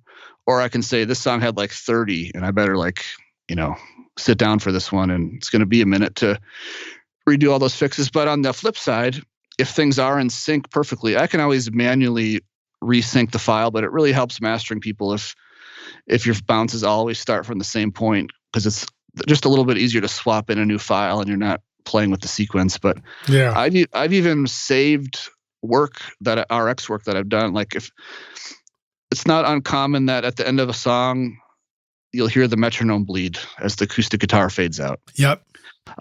If I get a new mix that only has like a vocal level change, and it doesn't even take that long, but let's say I've spent whatever time it takes to remove the metronome bleed from the tail end of a song. If everything's in sync and I have a really, like I said, rigid workflow, I can actually just flip back to the already cleaned up version for that tail Right. And just inject that, just do an edit right there. Yeah. I don't have to redo it. Everything's in sync. It's really safe and accurate. And so I can, it's not always a full redo, but it's still like, you got to be careful and it's a thing. So yeah, I wish RX, the standalone app, I wish you could just say, hey, I did all this work, but the client sent me a new file. Can you just use this file instead? And again, someone told me about a hack and I tried it and it didn't work. I think Isotope just needs like a native solution, like, in the menu, like here, use new source file, but preserve the edits. And I was just doing this just recently, where you take a drawing app and you doodle a sketch, and then sometimes there's a video button where it will play back the whole process of doodling the sketch. That's what we need in some of our audio software, where you just like can recreate all the moves you made with the new file. That would be great. And then kind of on a similar page, and this works with my workflow, but let's say you've done a bunch of RX edits, but like the third thing you did, you were a little heavy-handed. Because I'm doing it in Reaper or Wavelab, there's playlists. So I can just, for that little section, I can toggle back to the original audio and then maybe try it again with a little less force or a little more, a different approach. And then, but in the standalone app, I hope, I could be wrong, but I don't feel like you can just say, I want to undo edit number 3 and try that again. It's kind of like like an undo history. Yeah. I mean, there is a history, but it's like, you can't just pick and choose which things to undo and try again. So, but RX, I mean, I know I'm going down a rabbit hole again, but RX is pretty amazing. I mean, every project I do has at least a little bit of RX work, usually a medium to a huge amount of RX work, just because I'm a little OCD. And you were talking about the headphones, and the Odyssey headphones are so revealing of all these clicks and pops. And even some of the best mix engineers I get to master for. Their mixes have mouth clicks, ticks and pops from bad edits, and it just happens, and they fly under the radar because there's honestly more important things to worry about probably in mixing, but they just kind of get amplified, when you're under the microscope of mastering. Because for one, you're usually in a great listening environment, and two, we're just increasing the average loudness of the audio. So yeah, those low-level things that flew under the radar might be more obvious. And if you want to fix them, it's kind of now or never. And I've just gotten so fast at iZotope that it's pretty rare that I'll ask for a new mix that doesn't have clicks and pops, because it's just faster for me to just do it. Because RX is so great, and got a lot of practice with it.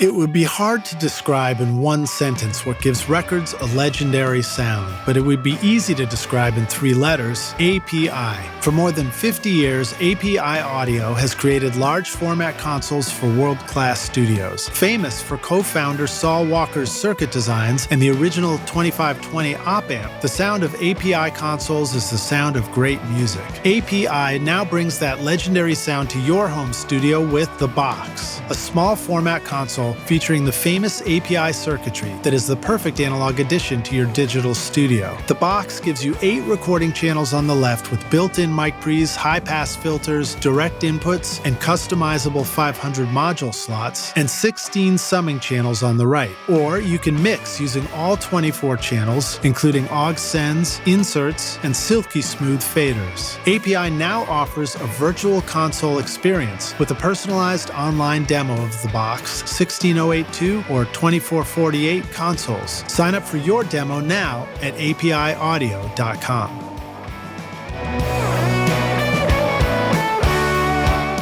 Making sure your vocal sounds amazing in your mix starts with capturing your voice perfectly. This means controlling sibilants and plosives at the mic. Back when I started out, we used to make pop filters out of pantyhose and a wire hanger, but not only did it not look good or smell great, but it also didn't sound all that great either. There's a reason that the Beastie Boys said they never rocked the mic with the pantyhose. Fortunately, pop filters have come a long way in the studio, and JZ Mics brings you the ultimate pop filter, built from solid metal parts that won't break and a flexible gooseneck for easy placement. The JZ Pop Filter uses a unique waveguide design that prevents plosives from getting through to the mic while letting important high frequencies through for clarity. Get your vocals just right and use the limited time coupon ROCKSTARS to get 20% off the amazing pop filter at jzmic.com.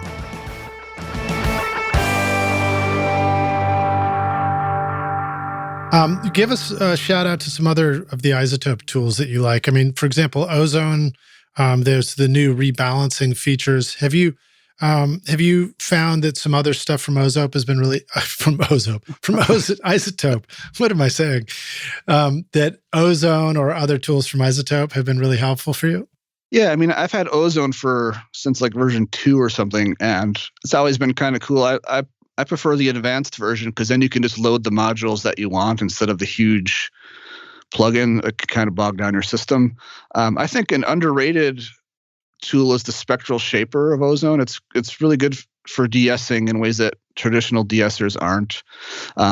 And before I forget, I also do a ton of de-essing with RX. I found that a stereo de-esser is not always most efficient, and not all S's are created equal.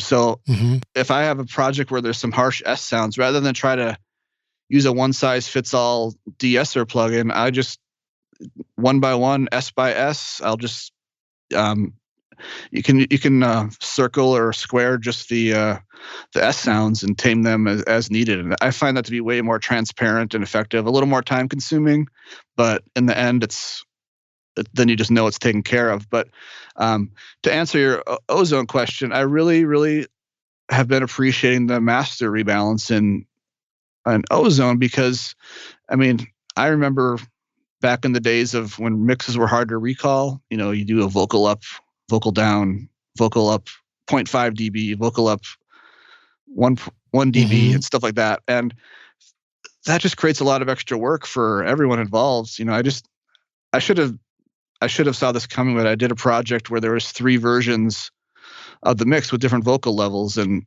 I mastered them all and we picked. But I feel really confident in saying this is like the master rebalance sort of takes the vocal up, vocal down situation out of the equation, because I really feel like you can, if it needs to be up like 3 decibels, yeah, you should probably revisit the mix. But if it's just like, we love the master, we love the mix, but in the third chorus, we wish the vocals were just like a half dB louder. I think the Ozone master rebalance does that extremely well, and it's pretty instant. It doesn't require any mixing or mastering recalls. It's non-destructive and flexible. You can refine it. I just think it's amazing how much you can kind of play with the vocal level before things get strange sounding. Now, I know you do a lot of teaching the pro audio files and other places. Do you want to give a shout out to anything? Are there some good places for us to go watch you show us how to use some of these tools in your teaching videos? Not specifically the tools. I've written a lot of articles for pro audio files. That kind of started with probably the most popular one about master formats. Like, what do you need for this, for CD? What do you need for digital distribution? And that's kind of snowballed since DistroKid accepts 24-bit now. Anyways, that article really took off. It was something that I originally intended to put on my website, and then Pro Audio Files wanted to do it, and he was really happy with it. And then he sort of kept asking me to write more articles. I tend to not teach the artistic stuff too much, because I think it's just hard to teach and it's hard to learn, and some of that has to be within you, and it takes time. I try to teach more of the matter-of-fact stuff, about, it's either right or it's wrong in terms of what formats you need, things like that. And then same with Wavelab. I sort of, in a backwards way, have become, an official partner with Steinberg to help teach Wavelab, but I really don't teach, how to master and how to make it sound good or big and fat, all this stuff, all these adjectives. I don't know if I'm good at teaching that. And there's so much, it's all subjective. And I don't have the bandwidth to like argue with someone that says, no, you got to do it this way. No, I just don't want any of that. I learned how I learned. I'm still learning. And that's one thing I used to teach at a tech school too. And I would tell the students, just because I'm teaching you audio doesn't mean I know everything and I'm done learning. I learn every day in my practice. But at the Wavelab channel, that's more for just learning how to use Wavelab, because it's a strange program in the sense that it's not like Cubase or Nuendo or any multi-track DAW, which is kind of why you need it. I see some users come to Wavelab and they're like, but in Cubase, you just do this. And then I say, well, then that's why you use Cubase, What do you feel like is the number one reason, or, the top 3 reasons for us to consider Wavelabs? For one, the metering is really incredible. I think one of the biggest eye-opening things when I started transitioning from, mixing to mastering, and this is before things like the TC Clarity M were available, but the stock metering in most multi-track DAWs is pretty poor. I mean, it's good for seeing if you're getting signal and if it's clipping and if it's kind of loud or kind of quiet. But I mean, when you're mastering, the metering is so much more hyper-focused, blown up. Everything's just bigger visually. It's more detailed. And Wavelab has great built-in metering, but it's just all about the workflow. I don't use any of the plugins that come with Wavelab. It's, I believe that like a mastering program is not for the plugins. I mean, plugins are nice, but for me, it's the workflow. It's loading in all the songs on just 1 or 2 tracks and staggering them, being able to put effects right on each song or clip. I'm not using track effects. Things like metadata, it's all, you can export any format. You only have to enter the project details once, and even that's pretty streamlined. And you can output anything from like your high-res WAV files to a DDP file, reference MP3s that are full of metadata and artwork, vinyl master. It can all come from the same session, and it just really streamlines your whole workflow. Things like track markers, stuff that like a multi-track DAW just factually doesn't do.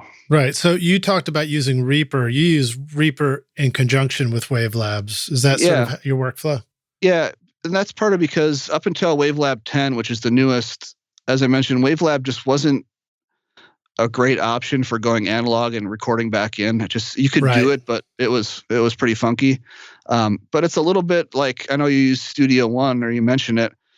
For me, Reaper is like my Studio One, like multi-track session where you can go in and out of the gear easily, routing, buses, all that stuff.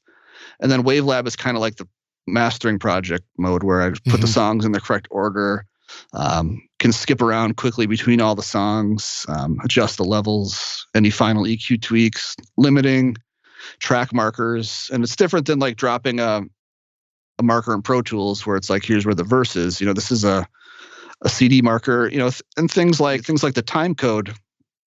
If you're trying to master a project in Pro Tools and you have the songs on the timeline, and someone says on song 4 at 2:13, I hear a thing. Well, Pro Tools only has one clock as far as I know. So in Wavelab, your time code could be based on the track length, the length of the song you're playing, or the entire record. Just all these mastering focused things that, again, multi-track DAWs just factually don't have, or we would use them. There's a reason why. Before Wavelab, I used to use Wave Burner by Apple. Actually, had a bundle with Logic, and it was pretty crude. And there was also CD Architect. It got the job done, pretty limited. But there's better a reason. Than Toast. Oh yeah, Toast gave you very, very little information and options. But even though people claim that CDs are dead, which you can argue.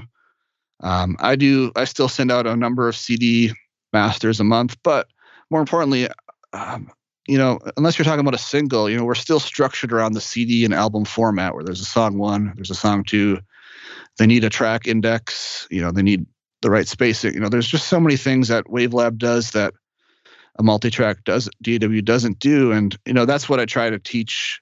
And I honestly I just started doing forum stuff and reaching out because I didn't know how many people were using Wavelab, and I didn't want Steinberg to stop making it because I really loved it. So I just helped people be like, oh, this is, because it has a high learning curve and has a lot of deep, dark corners of features that I don't even use, but it's feature set is just perfect for mastering. I just had Pete Lyman from Infrasonic mastering on, so I've been doing this monthly live stream for Steinberg, and it's just about learning how to use Wavelab, not necessarily mastering specifically. Oh, cool. But again, I just wanted to get people to not be afraid of it, that were trying to learn how to use it and confused by how different it was. And that spiraled into I have a Wavelab Facebook group. And then that spiraled into, working officially with Steinberg every month on these live streams. And I've only done 3 or 4 official ones, and I'm going to switch it up with Wavelab tutorials, and then bring on people like Pete that use Wavelab and ask why they use it and stuff like that. So it's kind of Ian Shepard, I know he uses it as well. And I feel like when I've been in professional mastering studios with pro mastering engineers, I see the classic silver, red, and blue colors on the screen. Yeah, for them using Wavelab. The interesting thing about mastering DAWs is they're heavily PC based. There was Sadie, Sequoia, PureMix. They're all Windows only. There's very few on Mac. There was Soundblade, but that's been pretty much left for dead and discontinued. There may have been one other one, but Wavelab, up until version 6, was only on PC. Again, like the others. And then for version 7, they brought it to Mac. And that was right when I needed to get a more serious mastering program. I was outgrowing Waveburner.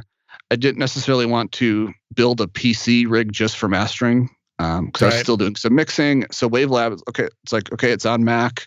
I already have a Mac. It felt right. And version 10 is pretty solid, and they just keep improving it. What's cool, the other cool thing is the developer of Wavelab is active on the forum. So if you have a question or a problem, you're hearing right from the guy that invented it and still develops it. Whereas, other programs, you don't really get that benefit. Where should people go if they want to join that Facebook group or check it out? Well, the Facebook group that I run is just called Wavelab Users Group.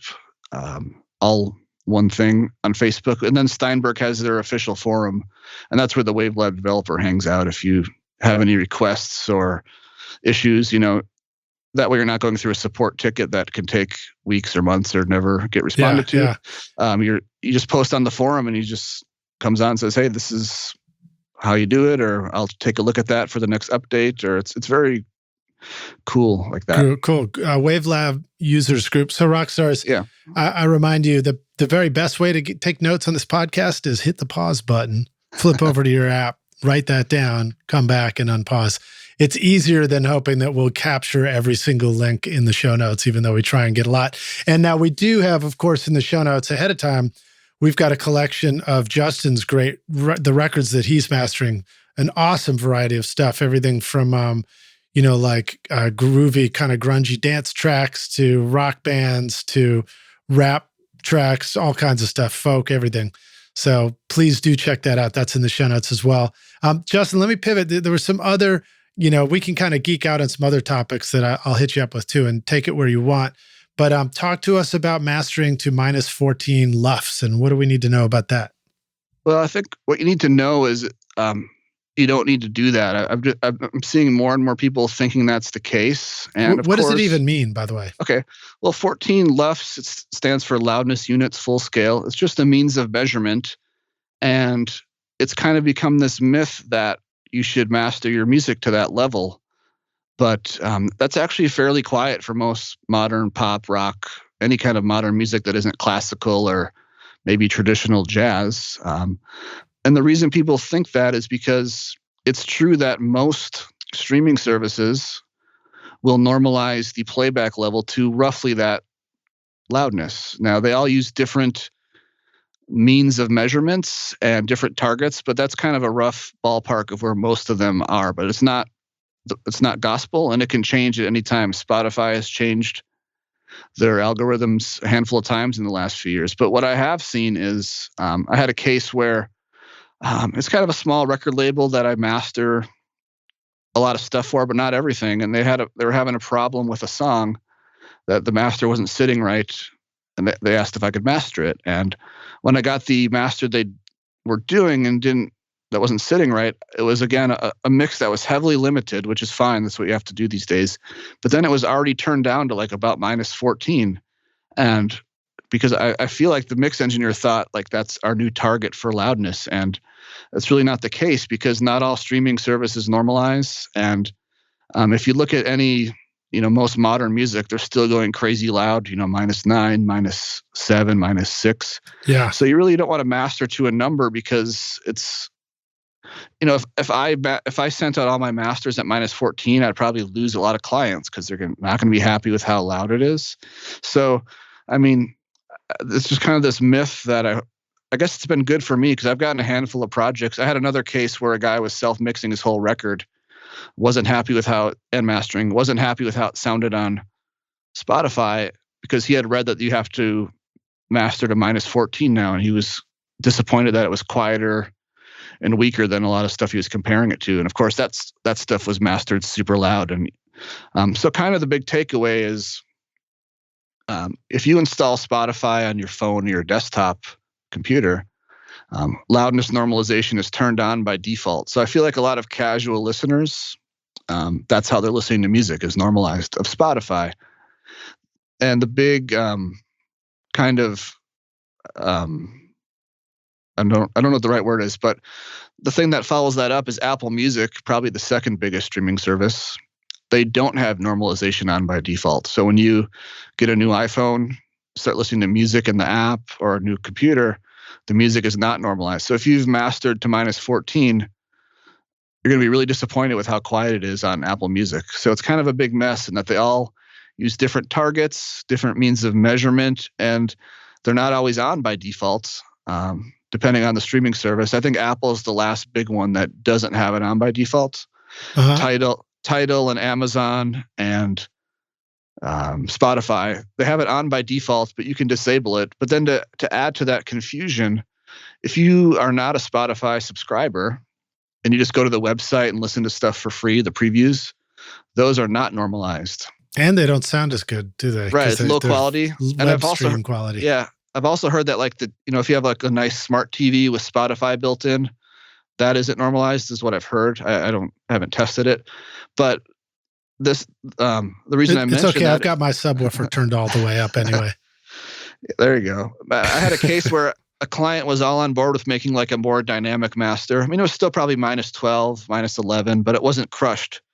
And he loved the master until he started comparing it to stuff on Spotify. But he wasn't a subscriber. He was just comparing it to the web stream, which wasn't normalized. So of course it's going to be a little quieter. So there's just kind of a big mess. So my kind of overarching comment here is just master as loud as it needs to in full scale to sound good. And then kind of stop there. If going louder sounds bad, then that's a good stopping point. And just kind of know that we don't need to be in a CD loudness war competition anymore. Right. I mean, you can if you want to. And there's so many modern masters that are still super loud. But again, those are being done at a very high level in terms of like the quality of mix engine, world-class mix engineer, world-class mastering. You can get away with a little more if everything's done at a super high caliber. A world-class mix. A good example is like, you can have a mix that is, let's say, -12 and a mix that is -9. And in some cases, the -12 mix could sound louder just because of how well it's mixed and performed and the frequency. And then you could have a kind of an amateur mix that's pushed super loud. But, if it's drums recorded with one SM58 in a basement, it's just not going to have the energy. Anyways, I'm getting a little off track. But No. I'm picturing, like a pro level skier can go ski on the edge of that treacherous cliff and make it look easy. But that doesn't mean that you should go ski on the edge of that treacherous cliff. Yeah. So I see people kind of chasing other people's bad loudness decisions. I mean, I'll go as loud as my clients want. If someone says it sounds great, but can you make it louder? I will definitely make it louder until they're happy with it. But we also reach a point. I've had clients come to me also where, on the other end of the spectrum where they were unhappy with how it sounded on Spotify because they self-mastered it way too loud and there was way too much low end and it was just getting turned way down on Spotify, not translating. It's just kind of a big mess. So we just have to realize that, you reach a point where it's probably going to get turned down for most people. I like to think of it in terms of density. Like, how dense do you want your mix? Do you want the verses to relax and the choruses to get loud, or do you want the verses to be just as loud as the chorus? And I do, people seem to have a love-hate thing with Ian Shepard's loudness penalty website, right? Based on the name that it implies that it does. I get both sides of the argument, but it is a useful tool in that clients are wanting to know what's going to happen in the world of streaming, because they're aware that something happens, but they don't always know what. And then I can point them to that website and say, well, this is going to be turned down by 4 decibels on Spotify if they have the default listener settings. If they turn that off, it's not going to get turned down. If they're listening to the web player, so it's just a big mess. So, but it does help you in the case of like, yes, we can go louder, but now it's going to be turned down 7 decibels. So, I mean, you reach a point where you're kind of fighting yourself by going louder, and it's not my job to say if that's good or bad. It's the client's project, but I can at least help inform them. It's kind of like a third party negotiator. Like, it's kind of like, okay, now we know what's probably going to happen in most cases on this streaming service. So maybe we should just leave it where it is. And because, I think some people, less educated clients, think that it's really easy to just turn it up and turn it up more. But what they don't realize is that by doing that, you're losing some of the transient detail, clarity, dynamics. It's sometimes adding distortion. So anyways, I think to answer your question is there's absolutely no need to master to any certain number, especially -14 LUFS. You can. I mean, I would love it if all music was mastered to -14 or 12 when it comes to like modern rock and pop, because it's a healthy level, but it's not like screaming at you in all caps. But right. I understand the real world is different. Clients, there's still this fear of being too quiet. And I think some of that stems, at least maybe it's because my age, but you probably remember the 5-disc CD changer. I've got a 25-disc CD changer. But well, there you go. Even more to go wrong. But you don't want to be that quiet CD in the disc changer when you put on shuffle. And I think that's that really fueled, I think, the loudness wars. And of course, there was loudness wars going back to vinyl, but with vinyl, you're dealing with like the limitations of a medium, and I guess you are in digital. It's just that with digital, there's a fixed ceiling. Well, and there's loudness wars even on radio, although radio compression covers for that somewhat. But I've had a mix of mine show up on a radio station where there was a quiet section, and it amplified the noise floor that was bleeding through there, and it was so embarrassing.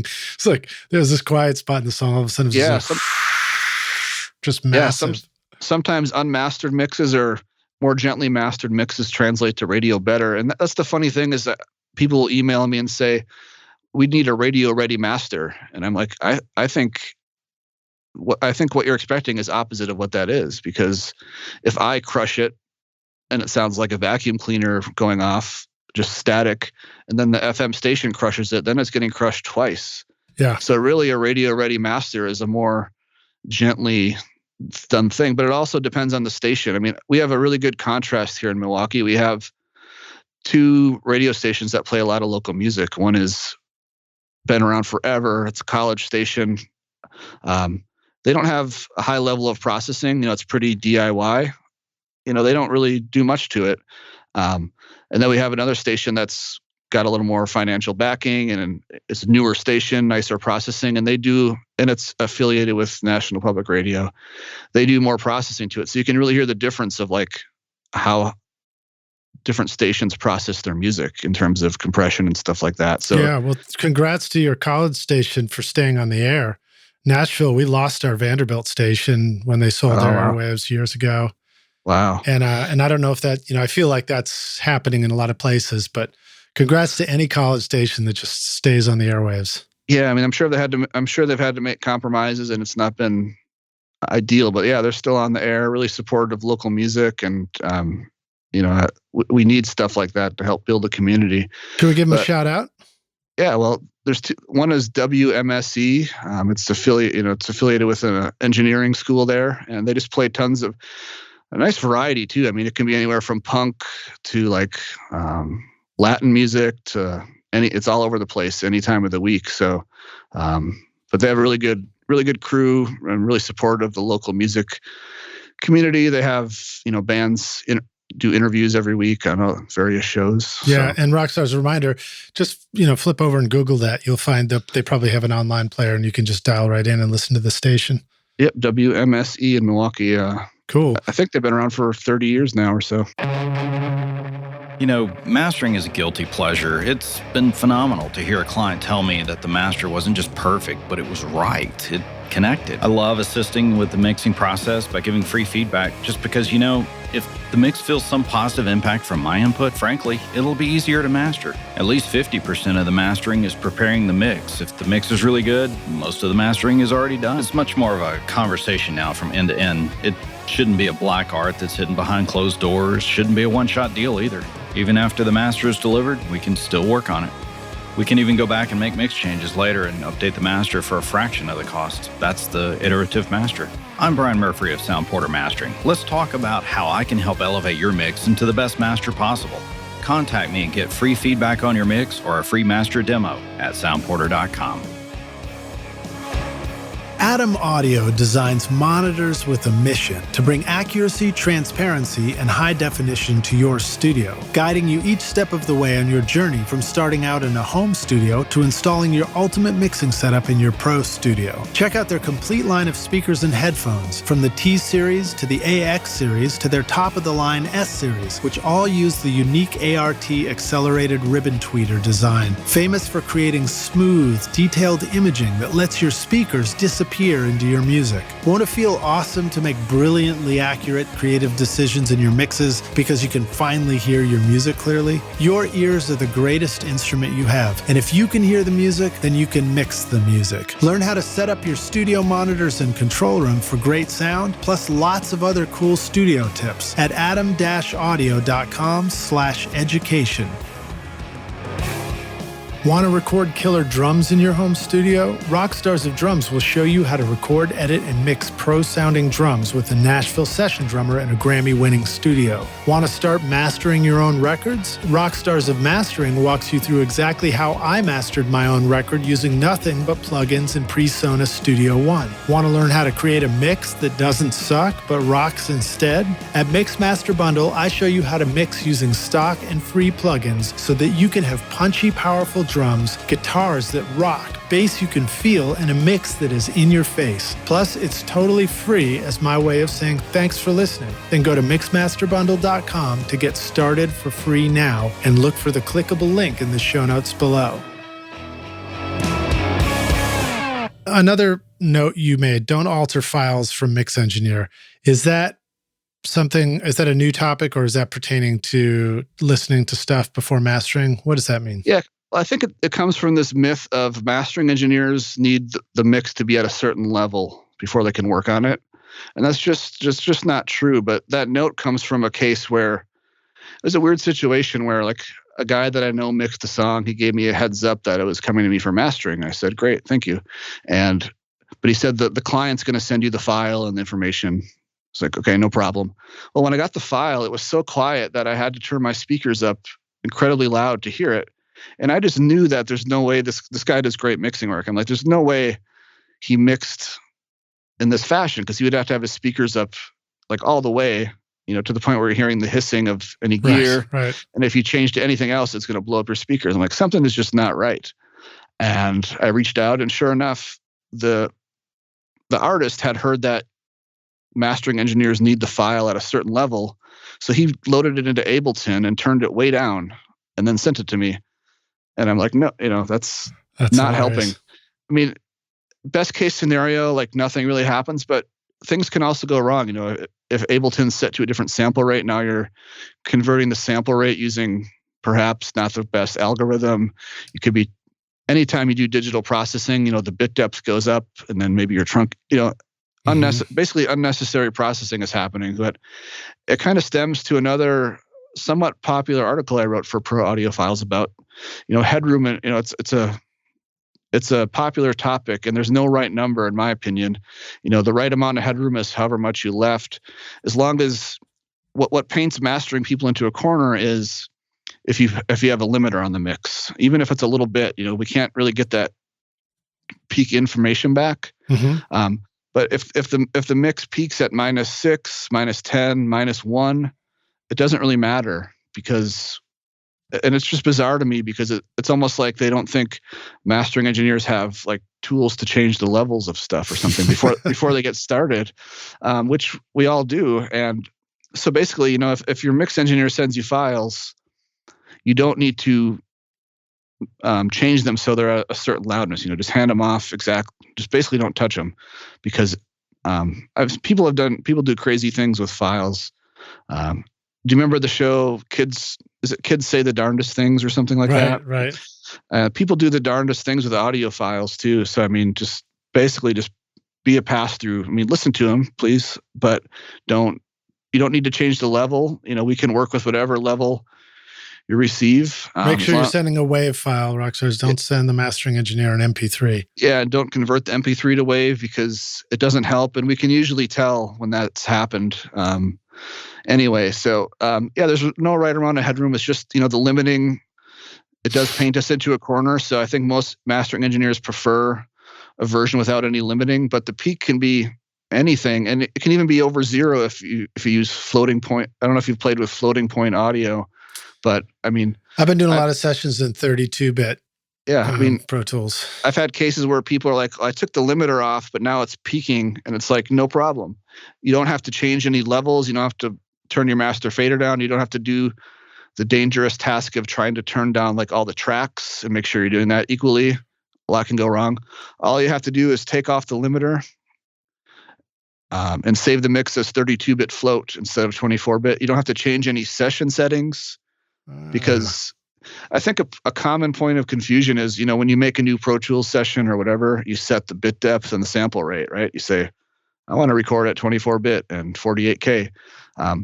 That doesn't mean you're mixing in 24-bit. As soon as you do any digital changes, whether it's a gain change or panning or plug-in. Any modern DAW is working at floating point. So my point is, while it's not ideal, if you have some snare hits that are going over 0, or some loud, maybe the last chorus gets loud and it's exceeding 0 dB full scale in the digital realm. Mine for sure is. You don't have to panic. You just have to, instead of saving the output as 24-bit, save it as 32-bit float. All those peaks are there so that when I do turn it down and start working on it, it doesn't look like a square wave or like, a flat top. I can actually retain all the peak information.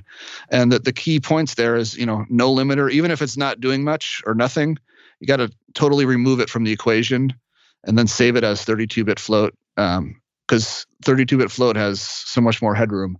And that's saved a lot of projects over the years. I don't want to say saved, but it's been very helpful to just have clients rebounce it at floating point without a limiter. Then they don't have to, because if you start turning down faders, then, are you also turning down the effects send and then return? And then it's absolutely getting turned down twice. So it avoids all that danger. I mean, it's literally as simple as removing the limiter, rebouncing at 32-bit float.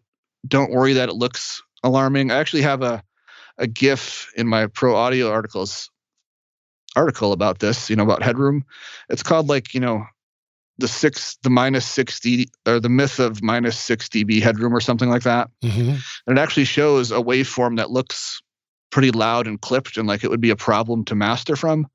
But it shows me turning it down in RX, and instead of looking like a flat top square wave, you can see all the peak information. It's not distorted. It's all there. And then we can work from that. We can, of course, turn it down before we get started. And that was using a 32-bit file. Yep. It's just it's kind of like the magic of 32-bit float. It's just... there's, so I have a unit called the Sound Devices Mix Pre-10, and it has a 32-bit version in there. And it says that even when you're recording into it, if you think you got an over, you can turn it down again later in the DAW, and it was just fine. And I never quite understood that. It does sound like magic. Yeah, I mean, we're starting to see, I know exactly what you're talking about. Most of our audio interfaces, like if you go buy an Apollo or whatever, those are still 24-bit. Even like a nice mastering converter like the Crane Song Head, Dangerous, the new Neve thing, those are all 24-bit converters. So those have a fixed ceiling. But I know what you mean with the mix free, because I think it's really designed for like location audio. Oh yeah, that's right up there in your neck of the woods too. That's from Madison. Crane Song is actually it's in Wisconsin, but it couldn't be any further. It's at the very top by Superior, and it's very isolated up there. It's actually, somehow it's a 2-day UPS from me. So it has to go to Minneapolis and then Superior, but it is in Wisconsin technically, but very different part of the state. A lot of wildlife, which is, I think, a lot of his pieces are named after exotic things that fly, like the egret over and at the Crane avocet. Song. Yeah, Dave Hill. I think he's a fan of that stuff. But the mix free, it's designed for like if you're interviewing someone and they start yelling, it's not going to be distorted. But I just don't think, I haven't really seen any 32-bit converters in the recording world, like the studio world. It's more like the location sound. But maybe we'll start to see that. So like, even if you record something too hot, it's not going to distort. So anyways, that's fascinating. I forgot even what we were talking about. We're talking about making hit records. I think that's what we're talking about. Altering files. Yeah. So just keep, there's no need to adjust the level. Just if your mix engineer sends you a file, send that over to mastering. If you are the person sending it, don't stress out about if it's peaking at -3 or -4 or -1. Again, the only thing that paints us in a corner is the limiter. And, so do take the limiter off the mix. This is a political topic here. I think, if you're in the world of major labels, high-level household names mixing, and they do a mix and they put a limiter on it and the artist and everyone at the label approves it, you're probably best working from that because everyone approved it and they love it. And maybe your mastering job is more of a light touch, all digital, less is more approach. Mm-hmm. But I work with a lot of independent bands, artists, producers, mix engineers, and they're putting limiters on to get loud, to get their mixes approved, but they're not always confident in what they're doing. They're just like, let me just put a limiter on so it's a little louder, but I'm not sure if I'm overdoing it or what. So in those cases, most of the time, working from the non-limited version, I think produces a better end result. And it also doesn't paint us in a corner if they're doing vinyl, because, peak limited stuff and vinyl don't go together very well. You can cut anything to vinyl, but if it's already square waved and peak limited, there could be a compromise to the vinyl result. So in those cases, I prefer it when they send me the limited version, so I know what everybody approved. Because I have an idea of what their loudness ballpark is, of course. Yeah. But then I really typically start from the non-limited version, because I can do some, any cleanup work and the frequency range. I'm not painted into such a corner, but I have a reference point of where to go with it. Because, let's face it, limiters are not necessarily rocket science. It's smashing the audio into a ceiling, basically. So we can get back to that point in the end, but having a cleaner starting point, I think, does in a lot of cases help get to a better end result. But you got to be aware of who you're working with. If it's one of the top mixing engineers in the world and they send you something to master and it's limited, again, you probably don't want to undo that if everyone loves it. Yeah. But if you're, I work directly with a lot of mix engineers, and we have a good relationship and a good trust. And, they trust me to do the limiting and the final out. They're just, if anything, they're putting it on there to see kind of what happens when it's limited. Do the drums get too buried? Does something stick out too much? And then, of course, when their clients are listening to it, comparing it to other records, it's not super quiet. But they don't necessarily want to be, they're not in love with that or committed to it, or even confident in like what they're doing with the limiter. They're just using it as a quick way to rough it in. And they want your professional ears on it, checking it in your setting to make sure that it is the best. If you thought that their limiting was the best, you'd probably push yours towards that and mimic what they sent you. Yeah, I always use it as a reference. Sometimes the limited version is the better one to start with, but you can't really make a blanket statement, because it's anywhere from the highest level mix engineers to somebody mixing their first record in their bedroom, and that's not going to be the same answer for every case. But yeah, totally. I would say, as a piece of advice to mix engineers, if you are making limited versions, definitely include those with the unlimited versions, because mastering engineers love to have a reference of what everyone approved. Because especially nowadays, the loudness swing is so huge. I can master something that one client thinks is perfect, one client thinks it's too quiet, one client thinks it's too loud. And if you've never worked with them before, you don't know what their preferences or their taste. So it really helps to have those references. Because I also had a case where a mix engineer was totally slamming his mixes. And that's what the band was approving. And then he took the limiter off, which was, polite of him.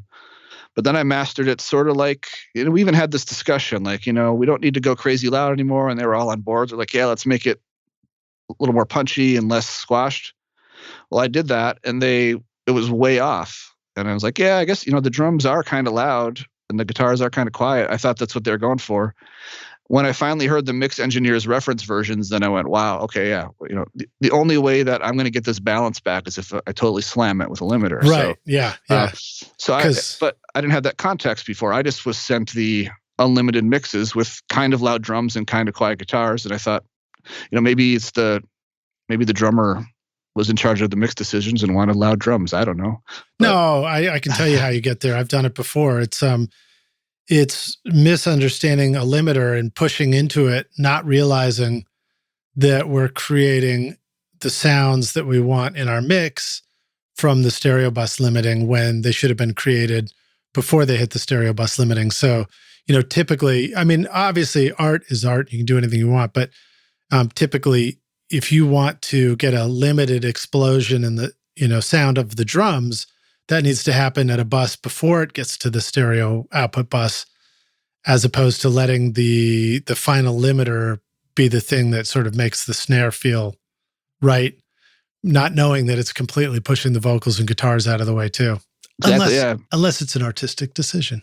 Of course, yeah. I mean, I personally think you'd be better off, like you said, making a drum squash bus and blending that in. But, and the other thing too is, then they're mixing on, small speakers that aren't as detailed as a mastering room. So any kind of distortion or crunchiness that's being created by this limiter is not really being heard. But then once you hear it in a mastering room, you're like, okay, yeah, maybe we were a little heavy-handed on the limiting. So I don't think there's anything wrong with applying some limiting to your mixes to check it out and get a feel for it. But like you said, if you're overdoing it and making mix decisions based on that, then you're kind of stuck where that's the only way you can master it for the balances to make sense. Yeah, you at least need to know that that's what you're doing if you're doing that. Yeah, like I said, it's art. There's no rules, but that has caused some problems. And it's usually just a communication thing where like, I didn't even know there was these slammed versions that everyone signed off on. I just get the unmastered thing. And it wasn't until one of the band members sent me an MP3 of what they were listening to in the mixing process. Then I said, oh, wow, this is not only insanely loud, but the opposite of what we just talked about as the vibe for this master, which is totally fine. But it's usually just, it all boils down to communication. Yeah, totally. Do you feel like the time you've spent watching YouTube videos, trying out mix tricks, and tweaking version after version of your mixes has gotten you nowhere? Have you been looking for a simple, straightforward, step-by-step process for creating a pro mix that won't take years to learn? What if you could have a Grammy-winning mix engineer who understood all your mixing struggles and could coach you through them? If you struggle with any of these questions, then the Ultimate Mixing Masterclass is just for you. Now you can discover a proven step-by-step mix system from Grammy-winning mixer Craig Alvin for consistently creating a pro-quality mix from your home studio that will sound amazing everywhere. When you're ready to take your mixes to Grammy-winning quality, then get started at ultimatemixingmasterclass.com. Well, so we're at the closing end of the podcast here, but I got one more question for you, Justin. Sure. This one is hypothetical. We're going to take the Wayback Studio machine, and you get to rewind and go back in time and find young Justin tuning up his bass with Tommy Stinson, perhaps. And you say, listen, dude, I've come back to give you this one bit of advice. Here's the single most important thing you need to know to be a rock star of the studio yourself one day. What advice would you go back and give yourself if you could? I would say, playing bass with Tommy wasn't all that long ago. Okay, but right, maybe what I would say further. is you can't play, you can't just go up to someone like that and say, hey, I want to play bass for you. That path was formed way before I even probably knew who he was, just playing in bands, meeting people. And I think just get yourself out there and do stuff. I know that's hard to do right now with COVID, but when I started playing in bands, I had no idea what a recording engineer did. And I certainly probably never heard of mastering. But playing in bands led me to have to learn about recording and then kind of put me on this path. And, you end up in a band and then this and that happens. And next thing you know, you're at Smart Studios. With Butch Vig. It's kind of it's just like ladder of stuff that you really can't plan out because, the way I got to play with Tommy was something I couldn't have even planned out. It's a really long story, but basically a friend ended up tour managing a band that Tommy played with Soul Asylum for a little bit, if you remember the band Soul Asylum. Right, yeah. And my friend got to meeting Tommy because he was tour managing Soul Asylum and Tommy didn't have a manager. So they hit it off, and then next thing you know, he needs this and that. And, you just can't plan this stuff out. It just has to sort of happen naturally. And the best way to do that is just get out there and meet people when we can go to shows, go out to shows, bump into people, things like that. Because some of the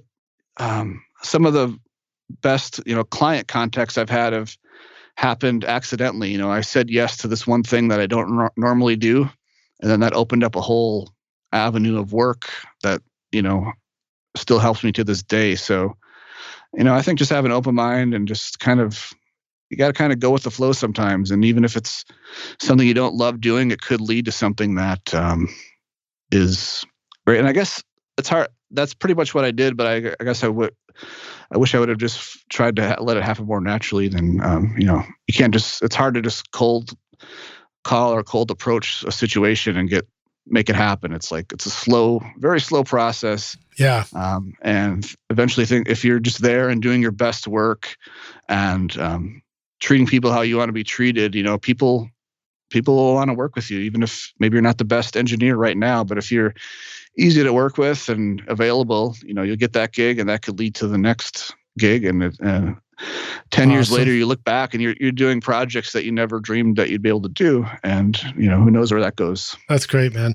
Well, dude, thank you so much for joining us on Recording Studio Rockstars. It's been awesome to hang out with you and fun to geek out on all this, the technical side of mastering too. You got a lot of great stuff you've showed us and taught us on the episode. Let the Rockstars know where can they go find you online if they want to go follow you. I mean, you have so many things going on. Just give us one more reminder of places they should go check out. Yeah, well, if you go to mysteryroommastering.com, right on the front page is links to all the social media that I'm active on. Twitter, Instagram, LinkedIn has been surprisingly helpful. I kind of wrote off LinkedIn as whatever, but LinkedIn is actually pretty cool.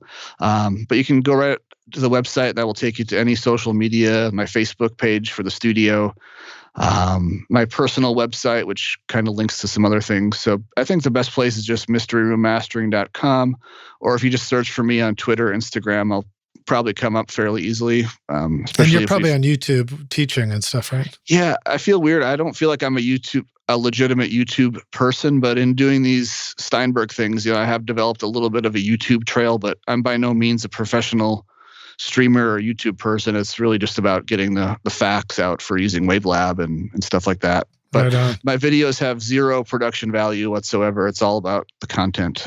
Nice. And your website looks beautiful, man. I love how you have these black and white photos, and when the mouse hovers over them, they turn color. Right. I mean, I've been super lucky to have a really good website person. I don't know how to do any of that stuff, but kind of going back, I randomly met my website person. My wife decided to have a weird party with like baked goods, and one of her friends' husbands couldn't make it, so this other guy Marty came, and we've been really good friends ever since. And he happened to be a website wizard, so again, that's something that I never could have planned out. And he's really got the website dialed in for submitting projects and getting information and navigating. And I'd be definitely lost without that. Cool, man. Well, again, thanks so much for hanging with us. It's been an absolute pleasure, and I look forward to meeting you in person. Maybe there's a Leinenkugel in our future as I pass through Milwaukee next time or something. Yeah, if you're ever passing through Wisconsin, just send me a message if you need a bite to eat or a place to stay or just thanks. Conversation. I've been eating vegan recently, so I don't know if there's a fish fry in my future, but maybe the French fries part, There is a vegan sausage place in Milwaukee that you'll have to go to. All the vegetarians seem to love it, but they have regular sausage, but it's a hot spot for vegetarians and vegans, so you'll be in luck. That sounds awesome. Dude, well, thanks so much, man. Really appreciate it, and I look forward to seeing you around the studio. All right, thanks for having me on, and take care. Cheers. Thanks so much for listening to Recording Studio Rockstars. If you enjoyed the show and want to help make it better, then please share this episode with your friends on social media and leave a rating and review on iTunes to help the podcast reach more rock stars like yourself. You can click directly over to iTunes or go to rsrockstars.com/review for an easy explanation. And remember to hit the subscribe button to keep up with weekly episodes. And if you're ready to make your best record ever now, then head over to Recording Studio Rockstars Academy, where you can start with my free course at mixmasterbundle.com. And if you want more free content from Recording Studio Rockstars, all you have to do is go to rsrockstars.com/email. Again, that's rsrockstars.com/email to enter your name and email, and I'll keep you in the loop with articles, videos, podcast updates, and even free gear giveaways for your studio. Just look for the link in the show notes below. Thanks so much for listening, and thanks for being a rock star. I'm Lid Shaw, and this is Recording Studio Rockstars. Now, go make great music.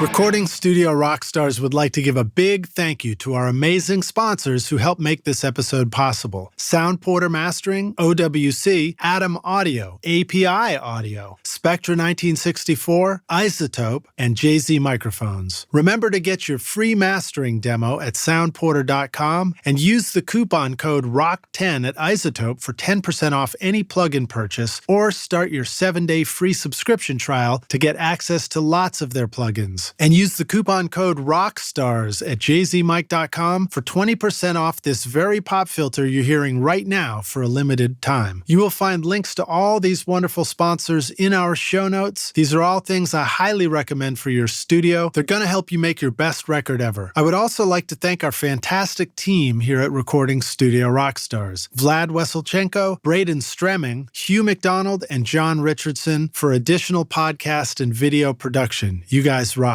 Thanks so much for listening, and we'll see you in the next episode. Cheers.